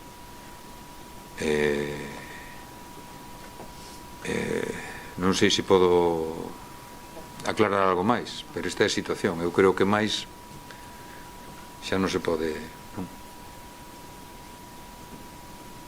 Algo máis? Non, vale, pois entón esta é a aclaración que tiña que dar. Bueno, pasamos á segunda pregunta, entón. Ben, noutro pleno ordinario xa trasladamos a pregunta de cando se iban a cubrir as pistas deportivas tal como se había comprometido o goberno municipal. Naquela ocasión respostouse que se estaba a tramitar a cuberta das pistas de Xarío. Fixose algún avance nesta inversión? Esa contesto eu tamén. Contesta a ti. Vamos, sí, fixose algún avance porque xa se fixo a cesión. Bueno, pois que contesto acá. Non, para que ti non digas o mismo que eu. Non, para non repetirnos. Mira, a ver, si se fixo avances, é dicir, o que habíamos quedado que se tramitou, houve unha asamblea dos veciños de San Xoán, a asociación convocou esa asamblea, nesa asamblea se decideu por unha maioría aplastante que se cedera a pista, porque xa sabedes que para poder facer unha actuación ao Concello ten que ter a disponibilidade do terreo ou a propiedade ou a disponibilidade. Se cedeu a pista foi tramitada xa aquí por Secretaría no Concello, xa está aceptada esa cesión, e daquela nos tramitamos ca Diputación, falei eu personalmente como presidente da Diputación, e tramitamos unha subvención que está en trámite, está solicitada, agora estamos pendentes, xa temos o proxecto xa se lles pasou á Diputación, estamos pendentes pois que a tramitación ordinaria, é dicir, que a Diputación o revise, que nos diga se isto está ben ou está mal ou tal, pero bueno, en principio vaise facer financiado pola súa totalidade pola Diputación.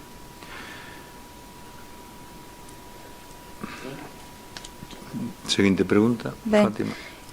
No mes de maio, na rúa Condomiñas, abriuse un burato que se sinalizou cun cono, un mes máis tarde segue igual. Cando ten pensado o goberno municipal arranxalo? Cando sepamos porque hai un burato. Porque como se arranxou, xa se fixeras un encamisado, despois fixeras un asfaltado e volveus a abrir un burato, pois hai que averiguar que pasa en ese burato, porque se abriu un burato despois de amañar todo. Bueno, a ver, é verdade o que di Emma, que o di de forma máis simpática, pero claro, que non o que nos sorprende, nos sabedes que aí esa calle se esfondaba constantemente. Entón, con Espina e Delfín fixamos un análisis do problema que había aí, pero xa foi na legislatura anterior. Cambiamos a tubería, se fixo un encamisado de toda a tubería que había por aí, e unha vez feito o encamisado vimos que non había ningún escape, que non había ningún vertido, que non había nada, entón decidimos asfaltala. e agora unha vez que está asfaltada, pois agora aparece outro burato. A nós, claro, o que nos dá que pensar é que o tubo está ben e que seguramente esos buratos veñen de algún regato subterráneo ou algo que veña auga de algún outro sitio e que non eran da tubería, porque nos en principio, como a tubería tiña perdas, pensamos que era da tubería. Cal é o problema? Que a calle está nova, asfaltada nova, e vai haber que fazer un furado e vai haber que ver de onde ven a auga. E, claro, o problema é que ainda encima esa rúa é tan estreita que se faz un furado vas casi impedir tal, teremos que fazer un furado, tapalo cunha chapa para ir vendo, eso terá que estar aberto un tempo. Tampouco é bon tempo agora porque estamos en verán, tampouco hai moitas augas.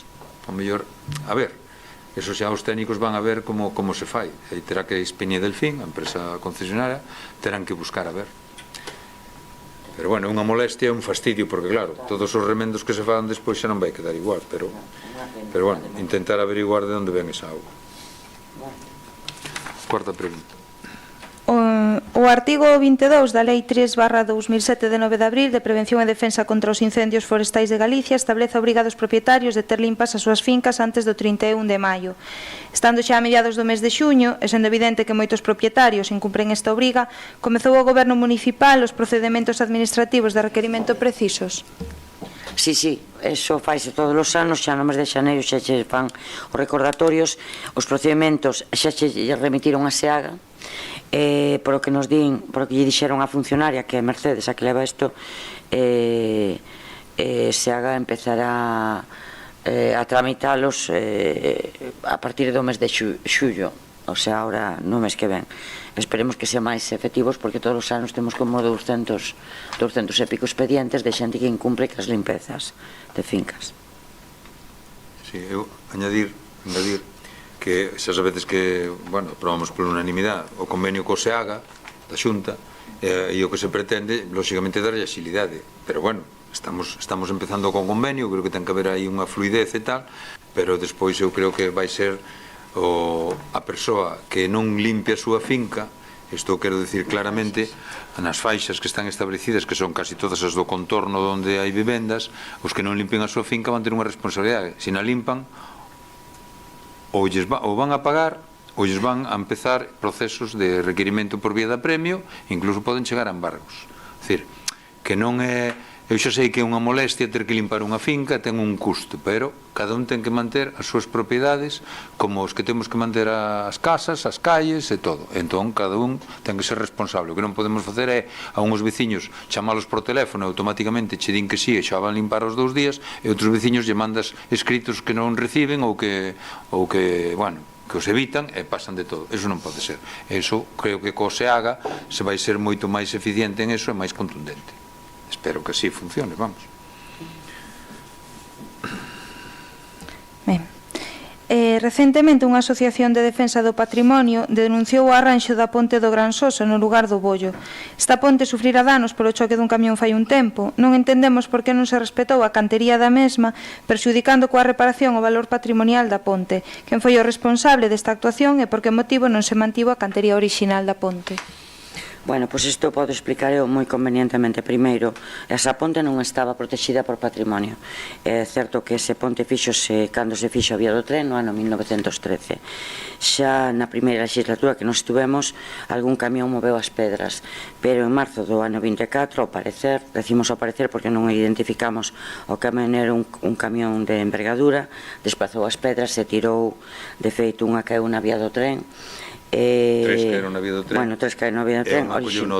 Orixirouse un descarrilamento que ademais agora temos unha reclamación de responsabilidade patrimonial por parte da DIF de 80.000 euros. De 80.000 euros. Efectivamente, cando se fixo antes de elaborar o proxecto, concretamente eu tuvemos 2 reunións con a DIF e con un enxeneiro de camiños que non tiñamos persoal para facer este tipo de proxectos aquí no Concello, para que nos indicaran como tiñamos que facer o proxecto. E de acordo con a DIF, porque ademais anoteu no pediúsenos que se teñan que retirar os petriles de pedra tipo mampostería, porque este tipo de petriles eran adecuados fai un siglo, pero agora mismo pois non están desaconsellados. xa que o golpe dun vehículo provoca que se destabilicen por moito que os coloques co risco da caída hacia a vía, como é o que pasou. Entonces, o que se nos di por Adif é que había que retiralos para proteger a losa de hormigón e proteger cunha losa de hormigón armado con colocación dun petril metálico. Según Adif, tiñamos que garantir o adecuado funcionamento do petril en caso de accidente o consiguiente impacto do vehículo contra o sistema, o que pasa por asegurar que o tableiro do puente sea capaz, tal cual o recollo, de absorber as forzas máximas que lle transmitan o petril a través da conexión. Quero decir que o que les nos din que se ese puente o peatonalizáramos e non permitíramos acceso rodado, poderíase manter a mampostería, pero manter acceso rodado con esa mampostería correríamos o risco de que isto volvera a pasar. Según nos indica Adif, en outros pontes similares de cando se fixo a vía do tren, pasou desta maneira, dironlle esta solución idéntica e nos tiñamos que retiralos ou peatonalizalos. Sabedes que se peatonalizamos a zona comen os veciños porque estaban protestando todos os días que a ver cando podían pasar en coche.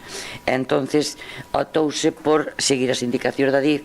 Eu comparto contigo que máis bonito era antes, pero é certo que nos encontramos con problemas de incivismo, de camións moi anchos que saben que non poden pasar por ali esas pedras, por moito que as asegures, é o que nos di a Adif. Eso non resiste os impactos dos vehículos de hoxendía. No 1913, pois sí, porque iba un carro de vacas e por moito que chocara a vaca co puente non tiraba a pedra, pero ahora mismo non. Entón foi así o motivo. Bueno, eu si quería, por ese tema tamén o coñezco bastante de primeira man, sobre todo porque, como vestedes, dixo Emma que en marzo do 2024. Exacto. Isto foi posible arranxalo en maio, a finales de maio do 2025, ano e pico. Imaginadevos que seguramente moitos veciños vos chamarían a vos, imaginadevos os que nos chamaron a nós, os que viñeron á casa nosa e os que nos viron por aquí pola rúa. Algúns con coches, con tractores, porque ten que ir co tractor a sulfatar, ou outro ten que levar non sei que. Imaginadevos un ano de todo este trámite. Bueno, cal é o problema? Que era moi fácil peatonalizar, pero se peatonalizábamos, tiñamos que obligarlle a algunha xente que ten as leiras dun lado para un das casas para outro, e teñen que andar cos tractores, teñen que andar cos seus vehículos e tal. Eso suporía unha volta de casi 3-4 kilómetros que teria que dar por non pasar polo ponte. Entón, había dúas solucións: manter, lóxicamente, o tránsito rodado, pero tamén tiñamos que buscar a maneira de evitar que camións pesados, moi pesados, cargados de mercancía, sea madeira, sea hormigón, sea outros materiais que iban para obras de nova construción, que pasaban polo ponte, que podían haber dado a volta perfectamente, porque se había asfaltado fai ano e pico, se había asfaltado o camiño da volta, pero claro, todo o mundo quere ir polo camiño máis corto. Entón, que pasou aí? Que algún camión pasou, que casualmente nadie o veu, e tirou 3 pedras abaixo, 3 pedras de mampostería. Unha delas quedou encima dun raíl. Pasou un tren con 11 pasaxeiros. Esos 11 pasaxeiros, imaginadevos que ese tren, a pedra, o sea, unha pedra así de gorda, así de ancha, esa pedra foi arrastrada 300 metros polo tren. Imaginadevos que ese tren descarrila e podría haber mortes ou feridos. Por iso, Adif, que sabedes que Adif ten a competencia na vía, pero o ponte é competencia municipal, a ponte.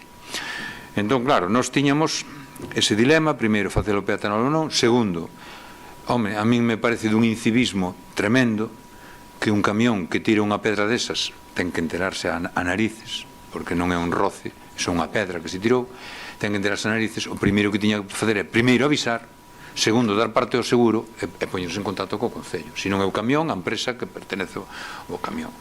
Claro, iso non se fixo, porque aí eu xa quero falar da irresponsabilidade de que ese tren descarrilase. Imaginadevos o que podía pasar con vidas humanas. Entón, claro, nós tuvemos que falar con Adif, buscar a maneira. Adif nos exixía unha serie bueno, nos recomendou e nos fixo unha serie de exixencias de como tiña que ser a ponte. De feito, nos incluso tuvemos ali un día que fun eu ali co enxeneiro redactor do proxecto, mas co Concello de Obras, fomos ali, falamos con varios veciños dali e nos decían: oye, hai que ter cuidado de poñer tamén aquí unha banda polo medio por si veñen nenos para que non poidan asomarse e tal. Bueno, que todo foi feito, falado cos veciños, pero lóxicamente que a recomendación técnica, porque o que dixo moi ben Emma, agora ten que ser de ferro. De feito, incluso, cando fixeron a obra, o ferro fixemos, o sea, abreuse despois para que os coches poideran, se viñan dun lado ou do outro, poideran virar. Pasaran ben. Os tractores pasan perfectamente e os camións grandes, é dicir, estes camións que levan remolque e tal, por aí non poden pasar, nin deben. Aunque poderan pasar, non deberían. Que pasa? Que claro, cando faz ese arranxo, despois de estar con Adif, múltiples reunións, conversas de teléfono, escritos a Adif a Coruña, escritos a Adif a Madrid, e depois de todo eso, resulta que a última exigencia da Adif non solamente era co modelo da ponte, sino tamén era que tiña que haber un técnico piloto, chamanlle un piloto, técnico piloto, de Adif presente durante toda a obra. A obra tiñámola que facer de noite. Tuvemos que buscar unha empresa para que traballara de noite. Menos mal, eu non sei se vos acordades que en novembro aprobáramos o proxecto, aprobamos a disposición en 39.000 ou 44.000, non me acordo, sobre 40 e pico mil euros, que era facer o proxecto. O tedes no expediente de novembro e podedelo mirar que o aprobamos. Bueno, pois desde aquela, todo o trámite, desde novembro, todo o trámite foi encontrar unha empresa que che traballara de noite, que o técnico piloto que tiña que mandar a Adif poidera vir. Bueno, quedamos para que en marzo ou en abril, non sei cando foi, iban a vir xa os da obra, os da empresa, depois de localizar a empresa e tal, porque por suerte, eso fixéramos por emerxencia, non, por contratación directa, non? Contrato menor. Porque é un menor. Porque é un menor, contrato menor. Bueno, pois fixémoslo por contrato menor, cando temos de acordo a empresa co técnico, xa van a empezar a vir, e resulta que cando van a empezar a vir, resulta que houve un sabotaxe nas vías do tren en Madrid, non sei se vos acordades, que quedara moita xente nas vías tiradas, entón o técnico piloto non podía vir. Eu xa lle dixera a moitos veciños que esa semana empezaban, pois xa tiñamos todo, bueno, aguántate aí para a semana esa. Bueno, pois esa semana, pero ainda non viñeron, non empezaron tal. Bueno, pois todo isto foi comunicado con moitos veciños e tal. E a min, de todas estas cousas, o que máis me extraña é que nin apareceu o que tirou o ponte, nadie dixo tal.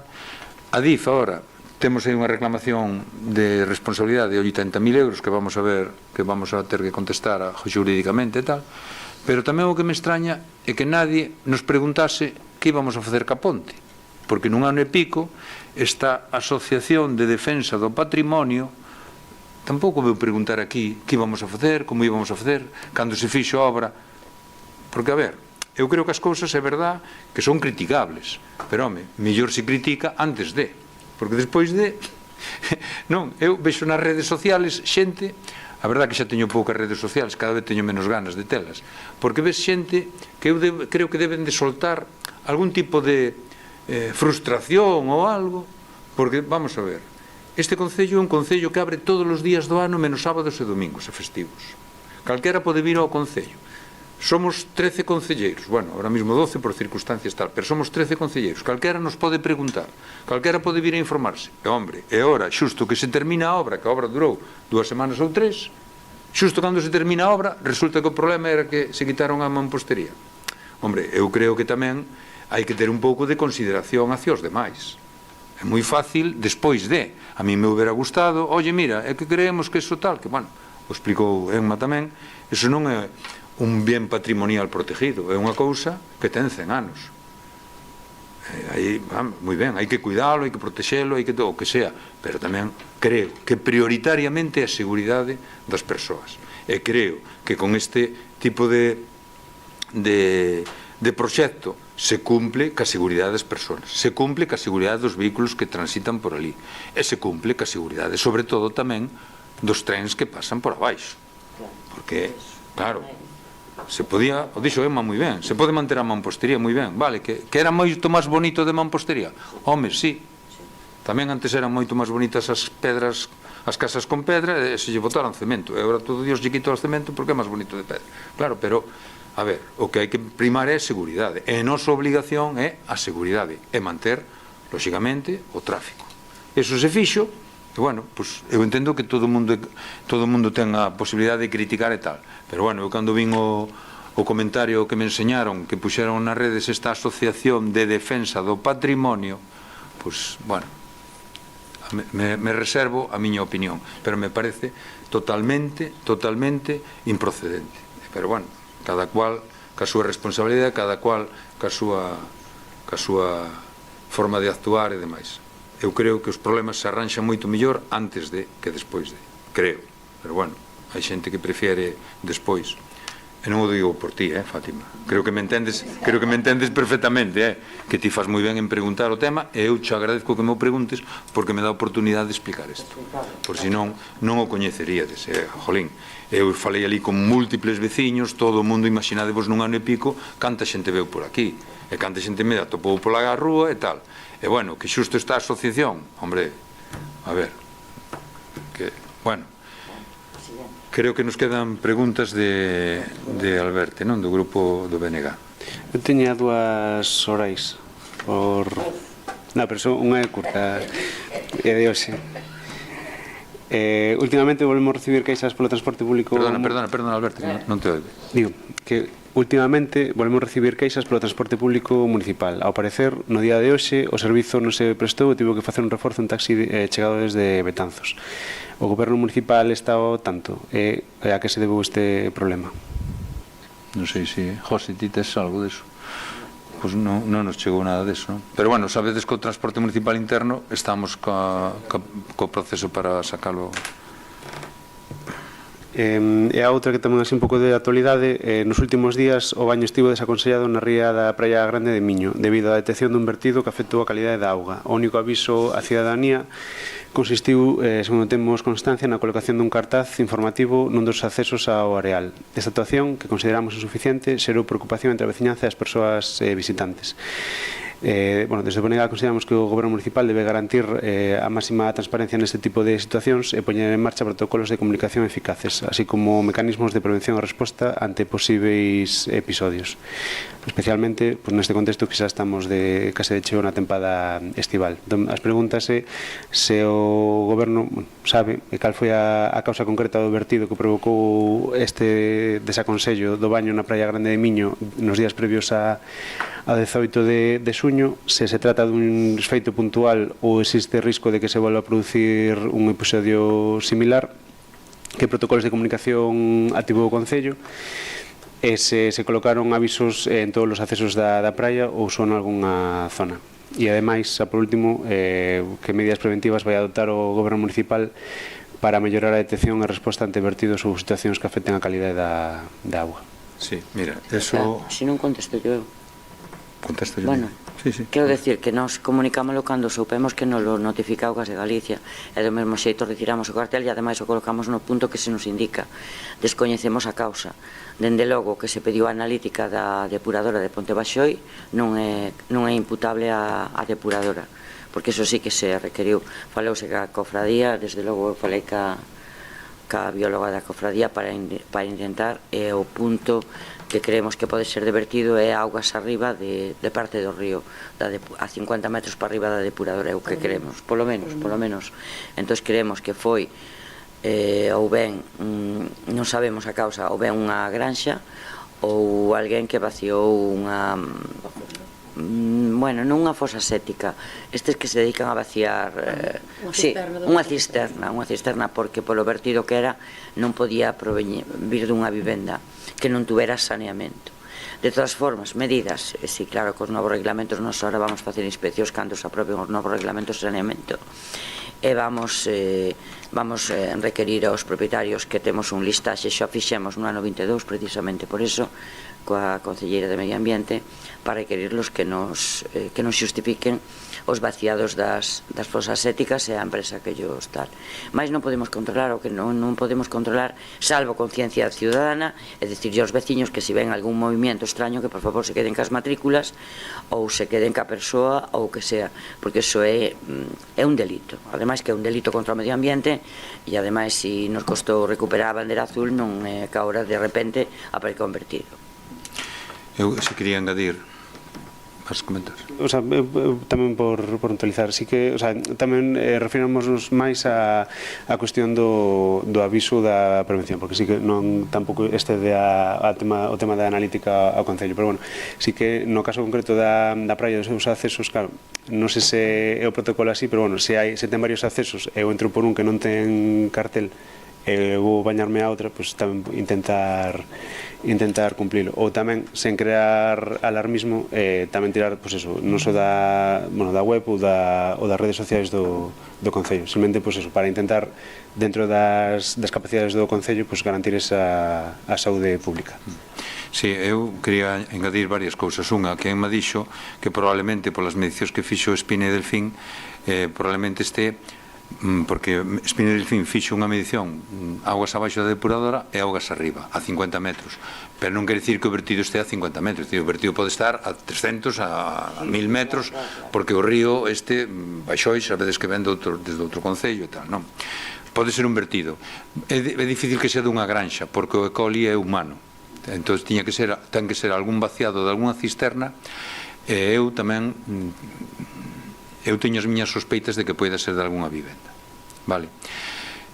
O motivo polo que se puxo o cartel foi porque cando nos avisaron da Consellería do tema ese, tuveron que ahora xa estamos normalizando uns carteles, e os operarios de obras fixeron un cartel todo máis rápido que poideron e foron a poñer ao punto onde estaba detectado. Non quería dicir que toda a playa estuvera contaminada, ni siquiera toda a ría, era un punto concreto máis para baixo da ponte da ría. Entón, que se puxo ali o cartel? Por que se puxo? Porque, claro, nos pensamos en poñer un aviso nas redes sociais e tal, pero se faz ese tipo de aviso, claro, mellor nós tiñamos que haber posto nas redes sociais e dicir xusto detrás, debaixo do ponte da ría, non sei que, pois ao mellor xenerabas unha alarma. Aqueles días eran días de moito calor, e daquela decidimos, porque a nos comunicaron, non sei se foi un miércoles ou un xoves, Elena, el análisis lo cogieron el día 10 y creo que nos lo comunicaron el viernes, que era 12. Sí. O sea, ya no había nada seguro, y luego hicieron la contraanalítica el 15, que ya dio bien. Claro. O sea, que no... O domingo 15 fixeron a contraanalítica e nos comunicaron 3 días despois, que foi cando se quitou o cartel. El viernes a última hora de la mañana. Sí. Entón, que pasa? Pero bueno, sempre pasa igual. Estas cousas son sempre así, é dicir, entre que fan analítica, lóxicamente, analizan, despois che comunican e tal, se tarda. Nós o que valoramos foi, se poñemos un anuncio de que nunha esquina, un punto concreto da Praia de Miño, mellor xeneramos unha alarma que non era real, como así non foi. O que pensamos foi, eu o que penso, personalmente, que isto non falei con nadie, pero penso eu que creo que aí houve un vaciado de algunha fosa séptica de alguén que veu a pasar o verán en algún punto concreto e ao mellor limpou. Pero bueno, eu non teño constancia deso. Entón, o que vamos a facer, que o dixo moi ben Emma, vamos a mandar unha carta de novo a todas as vivendas que colindan ca zona da ría, porque desgraciadamente cando a auga non daba excelente, daba boa na ría, non tiñamos bandeira azul, e bandeira azul tuvemos que esperar hasta que conseguimos eliminar ese vertido incontrolado por nós, pero controlado polo veciño que o vertía. Ese era un veciño que, que vertía cando viña temporal e tal, abría atrás, vertía, ou cando estaban as mareas cheas, e depois, claro, as mareas levan para arriba para baixo, e daba, nas analíticas daba buena, ainda así daba buena, non daba excelente, que era o que tiña que dar para a bandeira azul. Cando dou excelente nos 3 puntos da praia, que sabedes que é no extremo izquierdo, no centro e no extremo dereito, que é a ría, cando dou excelente tuvemos que esperar 3 anos para que a bandeira azul non la diran. É dicir, tuvemos que ter 3 anos sin bandeira, cando xa non estaba contaminada a auga ni nada. Bueno, contaminada, non daba excelente. Bueno, pois todo isto mandamos cartas a todos os veciños para que tal, fixemos visitas persoales con Espina e Delfín, con técnicos, ca cofradía, con Augas de Galicia, que tamén colabora, a verdade que teño que agradecer tamén a colaboración de Augas, e agora teremos que volver a facer outra vez algo así, e teremos que controlar río arriba tamén a ver que pasa, se hai algo por aí, teremos que facer nos ao mellor contratar análisis de forma particular. Eu creo que tamén, cando consigamos que o Ministerio de Medio Ambiente se poña, o Ministerio de Transición Ecolóxica, se poña co paseo pola Ribeira de Bañobre, eso tamén vai nos descubrir moitas cousas. Ao facer esa actuación, vai nos descubrir moitos tubos. Vale?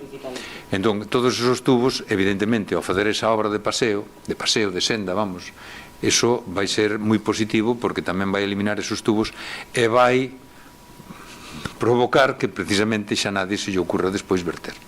O que teña fosas sépticas, que lóxicamente hai xente que terá que ter a fosa séptica, que a terá legalizada, ten que vaciala, e logo co trator que a vacía, que a cisterna que vacía, ten que levála a un punto de control que hai na depuradora de Ponte Baixoi e tamén na depuradora de Ribeira. Hai uns puntos onde ven o trator ca súa goma e aí pode verter controladamente.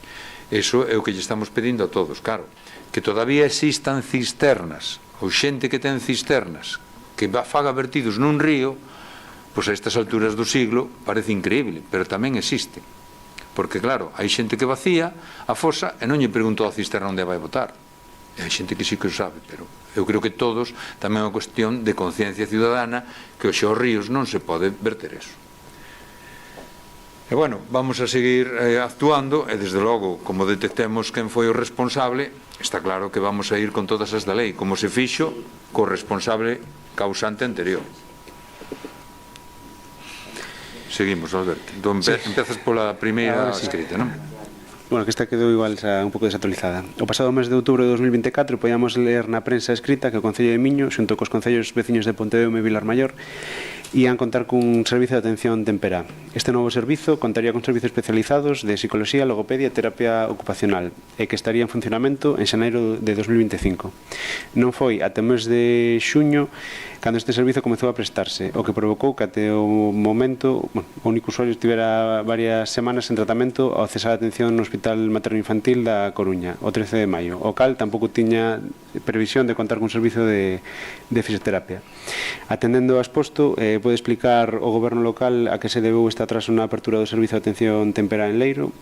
Esta que xa está medio contestada. Valora o goberno municipal a posibilidade de implantar un servicio de fisioterapia para complementar a atención que se presta no centro. Por outra banda, de quen depende este servizo, tendo vocación de descentralizar este tipo de atención, é posible que veciñas e veciños de outros concellos da contorna poidan beneficiarse deste servizo? Esta xa te podes contestar casi ti solo. Hoxe tuvemos a visita, como sabes, bueno, que ti estuveches ali tamén, te agradezco que foras, que veo a directora xeral, porque eu intentei que a ver se podía vir a conselleira, pero a conselleira, a verdad que eu entendo, porque eu como simple alcalde xa teño a xenda a tope todo o día, imagino unha conselleira pobre, sabe Dios como está. Entón, bueno, veo a directora xeral, a cal foi encantadora, estuvemos ali todos con ela, é moi maja, ca directora territorial, e hoxe vimos que o centro está funcionando a pleno rendimiento e que están super satisfeitos e que hai xa 19 familias. Estuvemos con, bueno, que teñen familias veciñas de Pontedeume e Miño e que de Vilarmaior todavía non tiña ninguna. Digo porque estás preguntando polo da cercanía de outros concellos, que son os tres que estamos no programa, somos os tres nada máis, non pode haber máis concellos. O servizo está adxudicado á empresa Kogami, que xa sabedes que non é unha empresa ao uso, sino que é unha entidade casi tipo como a 11 ou algo así, non? E, bueno, pois o servicio tiña ali tres profesionais que eran psicólogas, terapia ocupacional e logopeda. Entón, bueno, eu a verdad que estou moi contento, además así o manifestei, ti eres testigo deso, de que este servicio se implantase en Leiro, porque además é unha parroquia que se está despoboando, como vistes ali tamén as profesionais que estaban ali tuveron encantadoras, porque dicían que as veciñas tamén iban por ali e que, bueno, que lles gustaba moito que houbera ali este servicio. E, bueno, non recibimos queixas, ali estabas ti Chus tamén, non recibimos queixas, en xeral ben, e, bueno, pois o que estamos encantados de que isto tamén a directora xeral tamén se comprometeu a que despois do 26 que este era un programa que era para quedarse, que iba a continuar, e que, bueno, pois para nós, a verdad que para mí é unha alegría, porque isto descongestiona o materno infantil, dá servicio de cercanía a Pontedeume, a Miño e a Vilarmaior. E, bueno, ali estuveron os alcaldes de Vilarmaior e de Pontedeume tamén, e vistedes que, bueno, que eu creo que todo o mundo está razonablemente contento. E, bueno, pois é unha subvención, tamén hai que agradecerlle á Xunta, en este caso á Consellería de Política Social, que é unha subvención que ven de fondos europeos, pero que a dedican a isto con todas as ventaxas que isto vai supoñer para estes nenos de 0 a 6 anos, que é o futuro da nosa, de todos nós, é o futuro esta xuventud, non? Non sei se con eso contesteiche. A única, porque tardou en 6 meses en abrir, a que se debeu por la tramitación? Bueno, eso foi tramitación administrativa, e despois o que pregunta o servicio de fisioterapia, así como logopeda, psicólogo ou terapia ocupacional son permanentes, o sea, imprescindibles. Fisioterapia, hai que ver as necesidades terapéuticas dos nenos, e ao mellor máis pa diante sí que se pode ampliar a ese servizo. Bueno, pasamos á segunda. Sí. Logo que quedarán desertas as licitacións en 2022 e 2023, a Organización Costa Miño segue sen poder contar cun área comercial que dé servizo a urbanización e zonas próximas. A instalación do supermercado na urbanización é unha demanda da veciñanza que foi a máis a medida que aumentaba o número de residentes, sobre todo nos últimos anos. Valora o Goberno Municipal facer unha terceira licitación para desenvolver esta área comercial e se é así, en que prazos e que modificacións pensa introducir para facer atractiva esta oferta?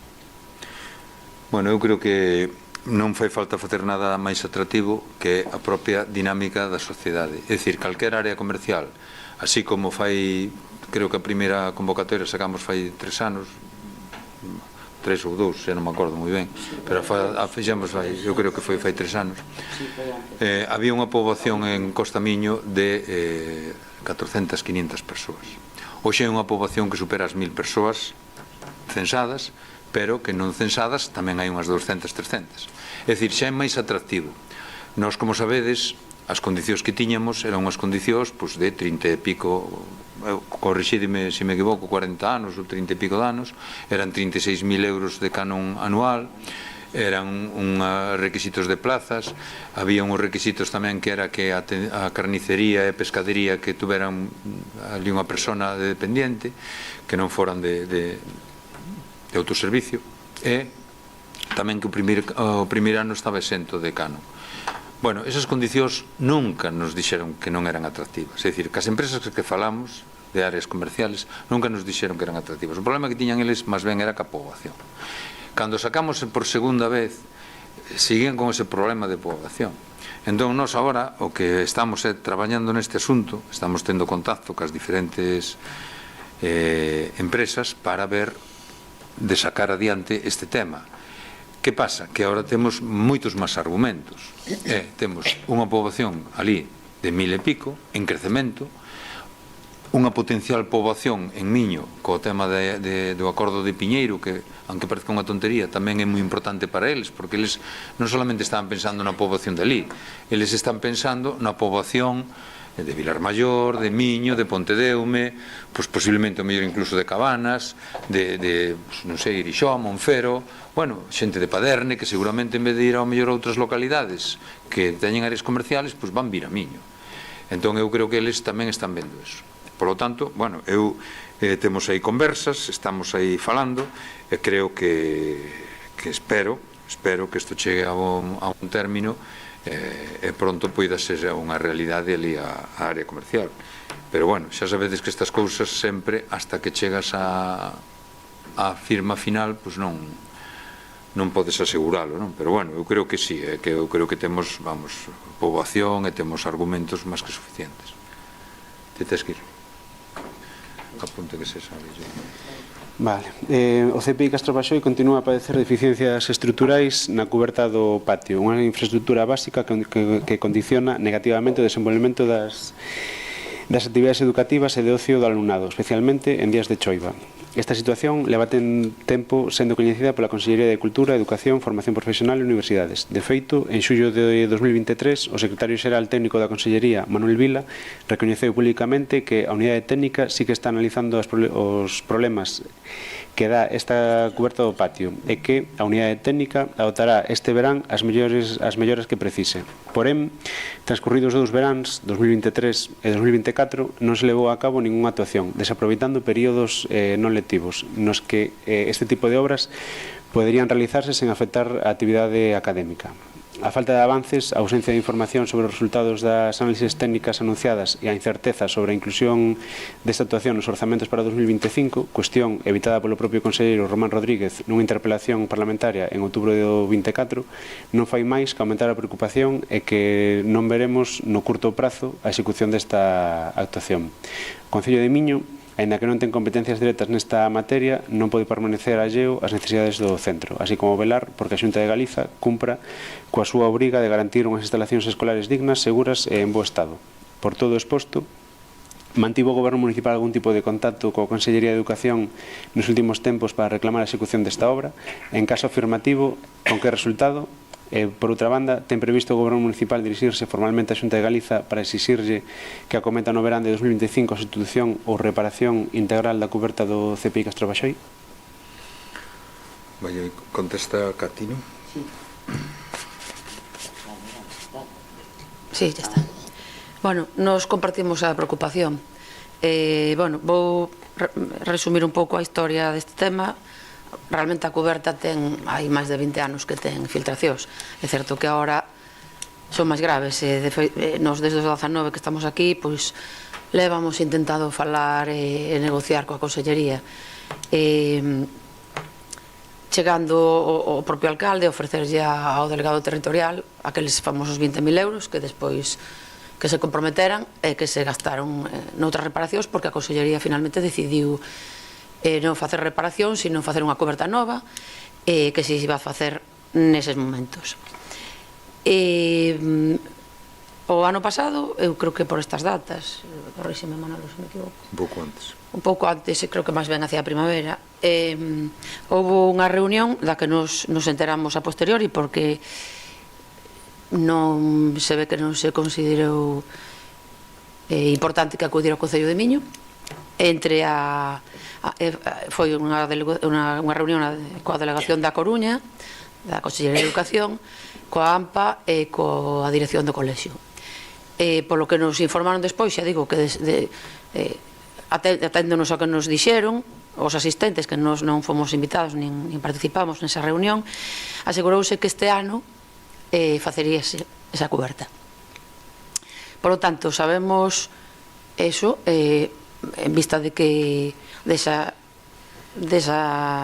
compromiso adoptado pola Consellería por parte do propio delegado, o sea, non é un díxome, pois damos por feito que se vai facer. A día de agora, porque eu sei, aquí non hai solicitude de licencia, que é preceptiva, polo que eu sei, pode ser que entrara estes días e que non me informaran. É certo, parece difícil que se vai a facer este verán. Agora, si se comprometeron, eu entendo que a xente cando adquire un compromiso pois o cumple. Se non, o Concello ten as portas abertas para a Consellería. De feito, incluso si presentan unha solicitude de licencia, pois intentarase agilizar o máis posible. Si a idea é facelo este ano, da que en xullo xa parece bastante difícil. Despois agosto, pero bueno. Entón, é difícil manter contacto coa Consellería de Educación para o noso Concello, descoñecemos o motivo, e de todas formas eu engado a esta preocupación pola coberta unha preocupación que é máis igual ou máis urxente, que en Miño o colexio xa é pequeno, e temos prevista, iniciamos aí pouco os trámites para iniciar que a mellor en 2 ou 3 anos se inicia unha nova urbanización en Miño, ainda sendo agora mesmo xa o colexio pequeno, non carece de aula de servicios múltiples ou de auditorio, o comedor é xusto, é dicir, canta por todos os medios, o sea, é obvio para calquera que vexa o tema que é pequeno. Pero se a poboación sigue aumentando de forma sostida, como o leva facendo nos últimos anos, pasando de 6.000 e pico a 7.000 e pico habitantes en moi pouco tempo, e despois contemplamos unha urbanización que vai ter unhas 500 vivendas, na que posiblemente podería haber 500 nenos, creo que xa vamos tarde para facer un colexio novo ou unha ampliación ou ambas cousas. Entón, aproveito esta oportunidade para pedirlle á Consellería de Educación que inicie xa os trámites, porque o Concello ten terreo en Costamiño e ten terreos para ampliar o colexio o Castro Baxoi. Entón, vamos bastante xustos, pero ainda estamos a tempo de chegar ao 2027, 28 cun novo colexio ou un instituto ou unha ampliación ou as dúas cousas. Eso é o que sabemos. Alberto, eu sí que quería engadir ao que dixo Cati, porque iso é unha sensación miña, que ela non pode transmitir, lóxicamente, porque é unha sensación miña. Eu me sinto totalmente enganado. Totalmente enganado. Eu quero dicir públicamente, porque o compromiso adquirido pola Consellería, en representación da Consellería, o delegado de Educación, non foi cumplido. Sinto moito ter que dicir isto, porque me parece que a relación entre as administracións ten que prevalecer ao marxen do cor político, e sinto moito ter que dicir isto porque ademais foi convocada a AMPA e a dirección do colexio a unha reunión á Consellería, da cal todavía a Consellería non nos dou comunicación. Eu solamente teño un resumen que sacou a AMPA, e un comentario que me comentou o director do colexio, e un resumen que sacou a AMPA dos acordos ao que habían chegado co delegado da Consellería. Eu o que si sei que fai 3-4 anos empecé a falar co delegado da Consellería e sempre me prometía que iba a facer no verán, porque lóxicamente o verán é o máis axeitado para non estorbar no período lectivo. E un verán tras outro foi incumplindo. A última conversa foi xa que o tiña xa prácticamente todo pechado, pero que en vez de pagalo a delegación, que iba a pagar directamente a Consellería. E incluso me pasou cun técnico da Consellería, que foi cando eu adquirín un compromiso de que si non lles chegaban os cartos, que nós podíamos chegar hasta 20.000 euros. 20.000 euros que, como sabedes, xa en 2 orzamentos fomos dotando para precisamente, dixemos, bueno, pois vámonos, que además el, naquela conversa me dixo, non, esos 20.000 euros xa quédate con eles, o sea, gastos no colexo, en cousas ordinarias, normales e tal, que teñades, pero isto vai no pagar directamente, desde Santiago se está tramitando, se vai pagar. Desde aquela non volvín a ter conversa con el, porque a verdad, falar con xente que me está enganando unha tras outra, pois a verdad, considero que me parece indecente. Me parece indecente. Eu sinto moito ter que dicilo, pero o digo públicamente, eu sinto pola comunidade escolar, pero que non é un representante digno dunha consellería, porque mira que hoxe estuvo aquí a delegada da Consellería, perdón, a delegada da Xunta de Galicia, estuvo Begoña Beijón, a directora xeral no Centro de Atención Temperá, e temos unhas relacións normais, excelentes. Lóxicamente, cada un de nós ten a súa ideoloxía política, pero eu son alcalde de todos os veciños de Miño, e tamén da comunidade escolar. E non se nos pode estar tomando o pelo desta maneira. Non se nos pode estar tomando o pelo desta maneira. Me dá igual o partido político que goberne a Xunta. Bueno, lóxicamente non me dá igual, pero está gobernando un partido político. Pero isto ten que estar ao marxen da política. Ou non somos conscientes de darnos conta de que non somos representantes dos veciños, sean do color político que sea. E as consellerías, que creo que hai grandes conselleiros e moi bons directores xerais e directores territoriais, que están facendo unha labor encomiable. E nós temos moi boa relación con eles. Pero non entendo isto.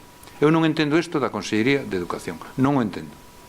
Porque despois estás vendo actuacións que de un día para outro salen en colexios de outros concellos, cando esta petición nosa é unha petición, como diría o da Asociación do Patrimonio, histórica. É que non pode ser.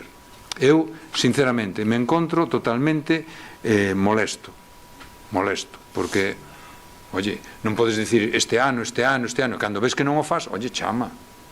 Oye, di algo, pero non pode ser. Depois, cando en vez de citar ao Concello, non digo que xa que non vai eu, porque pode ser un tío non simpático, pero pode ir a Concelleira. A unha reunión onde se reúne a AMPA ca dirección do colexio, hombre, invita ao Concello. Non o invitas, non pasa nada. Me chamas por teléfono ou me mandas un email se non queres falar comigo. Oye, mira, que seipas que tuvemos esta reunión e tal. Pero ni A, ni B, ni C, ni D, ni E, nada. Entón, bueno, eu creo, o sinto moito pola comunidade escolar, porque creo que é injusto con Miño a actuación que está facendo por parte da Consellería de Educación. E ao marxen, xa digo, de calquer color político, porque eu falo con todo o mundo. Entonces, a min que non me digan que é por cuestións políticas, porque se é por cuestións políticas, peor. Porque eu non son, eu son alcalde de todo o pueblo, de todos os veciños, os que me votaron e os que non me votaron, e me debo a todos. É unha persona que representa a Consellería de Educación, ten que deberse a todos.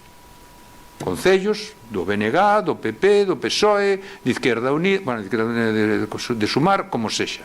Me dá igual. Non pode ser, isto non pode ser. Eu, pues, a verdad, que me encontro totalmente burlado. Non quero decir máis, porque igual digo que non debo. sigue compartindo esa preocupación e, bueno, tamén compartindo a análise desta situación. Non sei se transformalo nun rogo, pero, bueno, igual facer un convite a que veña algo de o secretario xeral, o director xeral, bueno, secretario técnico, perdón, director xeral ou o propio conselleiro, a ver as propias instalacións, e tamén que está un pouco así de moda dicilo de luce taquígrafo para, pues eso, saber se hai non só compromiso, porque, bueno, creo que as persoas vídense non só polas súas palabras, senón polos seus feitos, e os feito é que polo menos no 2025 non vai haber esa remuda da cuberta e con sorte para o 26. Eu tamén desearía non estar aquí dentro dun ano no pleno ordinario de abril ou de xuño está falando do mesmo, porque sí que é unha necesidade para, bueno, como decíamos, para centros de alumnos e alumnas. Eu tamén estou de acordo contigo. Oxalá non teñamos que volver a falar deste tema. Pasamos ao seguinte, ao número 4. Sí. Vou ser rápido. En setembro de 2023, o Pleno de Miño aprobaba, por iniciativa do BNG, unha moción para desbloquear a tramitación comunil das marismas do Baxoi. En decembro dese mesmo ano, o Goberno do Estado publicaba no BOE a creación do Corredor Migratorio Galaico-Cantábrico Occidental, unha zona de especial protección de aves, CEPA, que podría ser declarada nun futuro como Rede Natura 2000 e que afecta prácticamente a totalidade da costa galega. Esta CEPA é a constatación da importancia do litoral galego en materia de biodiversidade e a necesidade da conservación efectiva, non só das aves marinas que motivaron a súa declaración, senón de todos os valores naturais desta faixa marítima. Tendo en conta exposto, que valoración fai o Goberno municipal sobre os valores medioambientais do noso concello, en especial as marismas do Baxoi, como valora o Goberno municipal a ampliación de zonas de protección e conservación do medio mariño, e por que motivo nos avanzou unha tramitación como espazo natural de interese local as marismas do Baxoi, e se manexa algún prazo o executivo local para rematar a tramitación aprobada polo Pleno. A ver, isto como traes reiteradamente aos plenos, non se avanzou na tramitación, pero que a tramitación, como ben sabes, do primeiro pleno que trouxeches non se pode avanzar, hai que reiniciala completamente. Se ves o informe que nos remitiu a Xunta de Galicia, xa decía que había que tramitalo como procesos independentes, por un lado a ampliación de rede de natura, por outro lado a declaración do ENIL, e por outro lado tamén había que aludir a conflitos, decía a Xunta no seu día, conflitos urbanísticos, como era a urbanización de Piñeiro, que non se mencionaba, aparte de contar ca colaboración de EDAR. Ahora mismo temos a senda do Baxoi, que tamén tería un impacto medioambiental e que pasou os controles medioambientais. Por lo tanto, hai que contratar un equipo multidisciplinar especializado en este tipo de tramitacións e reiniciar todo o expediente. Non che podo dar plazos, porque evidentemente habrá que rescatar os informes medioambientais da senda que creo que está aprobada no Ministerio de Medio Ambiente, que foi tramitada por Costas, e entonces non podemos dar plazos. É que non sabemos, cando se fala dun orzamento previsto para garantir que se cumplan os obxectivos, primeiro ese equipo multidisciplinar terá que determinar que tipo de orzamentos hai que ter establecidos. Por lo tanto, non é que non sea unha zona de importancia natural para nós, que poñer en valor todos esos espacios naturais, sino que é tramitar con un equipo multidisciplinar externo que non temos no Concello a hora de contratar eso, e que se fará, o sea, a voluntade non se fará, pero non che podo falar de plazos. E xa por último, tivo o Goberno Municipal coñecemento da celebración dun encontro, reunión ou charla informativa dirixida á veciñanza da parroquia de Carantoña en relación coa posible implantación de proxectos industriais ou de outro tipo de instalacións de infraestructuras no seu ámbito territorial. En caso afirmativo, se pode o Goberno Municipal indicar quen convocou ese encontro, cal foi o seu contido e que información se trasladou á veciñanza respecto aos proxectos en cuestión. Bueno, aquí neste sentido o que che podo decir é que este Concello está iniciando os trámites ou a zona onde quere implantar un área industrial, que neste Concello carecese dela. Isto foi obxecto dunha reunión na Consellería onde para instalar unha especie de polígono de interés local, o sea, pequeno, e con quen se falou foi que as asociacións para que viran a zona e as parcelas catastrais definidas a partir dunha dun suelo rústico de protección forestal e ademais buscando a mellor zona que se entroncara ca nacional e máis despois, posteriormente, ca autopista. Falouse cas asociacións da zona para evitar cualquier tipo de especulación sobre o terreno, lóxicamente para que o souperan os veciños, e foi a propia asociación que motivou eses encontros. Non foi, aquí non tuvo intervención de momento o Concello, simplemente se lles dio a conocer a zona, a intención, as conversas ca Consellería, en esa fase quedamos. Sí, bueno, eu vou comentar que non é un área industrial, un área empresarial, é dicir, que poden ser almacéns ou demais, bueno, unha cousa parecida que hai na vila cercana que é Pontedeume, non? Na zona ali do polígono que ten Pontedeume. Precisamente pola súa cercanía, pois tamén é importante, por estar ao lado da carretera nacional, falamos cas dúas asociacións de veciños, tanto a de Castro como a de Carantoña. Entón, a de Castro, pois, vamos, pareceulles fenomenal e tal e cual, iban falar cos veciños, pero o que nos chegou foi que os veciños están encantados de que ali se faga algo. Lóxicamente, nos antes de iniciar esta idea fomos á Xunta, estuvemos na Consellería de Vivenda, bueno, os que levan o tema de urbanismo, mellor dito, perdón, de urbanismo, estuvemos ali, a verdad que un recibimento, a verdad que teño que agradecer, excepcional, tanto pola directora xeral como polos seus subdirectores, os 3 subdirectores. A ver, lles parece moi ben todo eso, ven que eso pode ser unha solución de futuro. Sabemos que a Asociación de Veciños de Carantoña iba a convocar a veciños, e foron uns cuantos veciños e tal. Tamén sabemos, polo que nos comentaron, que algún veciño empezou a falar de que estaban sin cortar o valado de non sei que, outro empezou a falar de non sei canto. Xa sabes o que pasa cando reúnes os veciños. E falando do tema, si sabemos que hai algunha persoa que dicía que, claro, que si el fora a vivir ou esa familia fora a vivir a Carantoña era para estar en tranquilidade e tal e cual. Evidentemente nós temos que intentar que esa persona que este en tranquilidade, que todo o mundo este tranquilo, que todo o mundo este tal, pero o que non se pretende con isto tampouco é facer aí unha, vamos, a chimenea das Pontes ni nada por ese estilo. É dicir, o que se pretende facer é algo que sea positivo para o pueblo, que radiquen aí empresas, a poder ser con naves, con comercios e tal e cual, e iso, pois, habrá que, lóxicamente, en canto se leve a desenvolver e tal, teremos que facer o plan parcial, que teremos que aprobar aquí, teremos que facer todas as consideracións urbanísticas e legais que correspondan, e despois, pois, os veciños tamén terán a posibilidade de que lles compren o terreo e tal, uns teñen montes, outros terán, basicamente ali son montes, e bueno, e todo eso, pois, algúns podrán vender, outros estarán en contra ou tal. Nós, polo que nos chegou, a gran maioría da poboación está a favor, pero é o que nos chegou díxome, é dicir, non temos nada constatado. Claro, cando demos pasos oficiales tal, nos creíamos, entendíamos que o máis importante era falar cas asociacións, porque son os representantes dos veciños da zona. O que me trasladaron as dúas directivas foi eso, non, de que a gran maioría da xente está de acordo. E o que se tratará é de impactar o menos posible cerca, o sea, non vai ser cerca das casas, nin se vai a intentar, lóxicamente, que non haxa nada que perxudique. Eso é unha inversión positiva, porque tamén vai permitir, por fazer ao mellor ali unhas inversións en viales e tal, que, bueno, que mellorará a zona. Crear postos de traballo, pois, se o que ten un monte o vende ben, pois tamén lle sacarán un diñeiro, bueno, pois estas cousas que non se trata de expropiar, nin de empoñer a nade, ni nada. Por eso iniciamos estas conversas. Pero xa digo, eso está tramitado, falado ca Dirección Xeral de Urbanismo, creo que é, bueno, pues en ese aspecto pues vamos a seguir. Bueno, pues se non hai nada máis, levantamos a sesión. Acordádevos que o domingo 29, San Pedro, estamos invitados a ir á misa ás 12, o que queira ir. Nos convidamos vos, o que queira ir que vai, o que non, pois que non vai. O sábado pola tarde, se vistes o cartel, será a Cucaña, o sábado pola tarde, e despois, bueno, pois o demais está o cartel por aí. Pois a festa cada un que faga o que queira. Que viva como queira.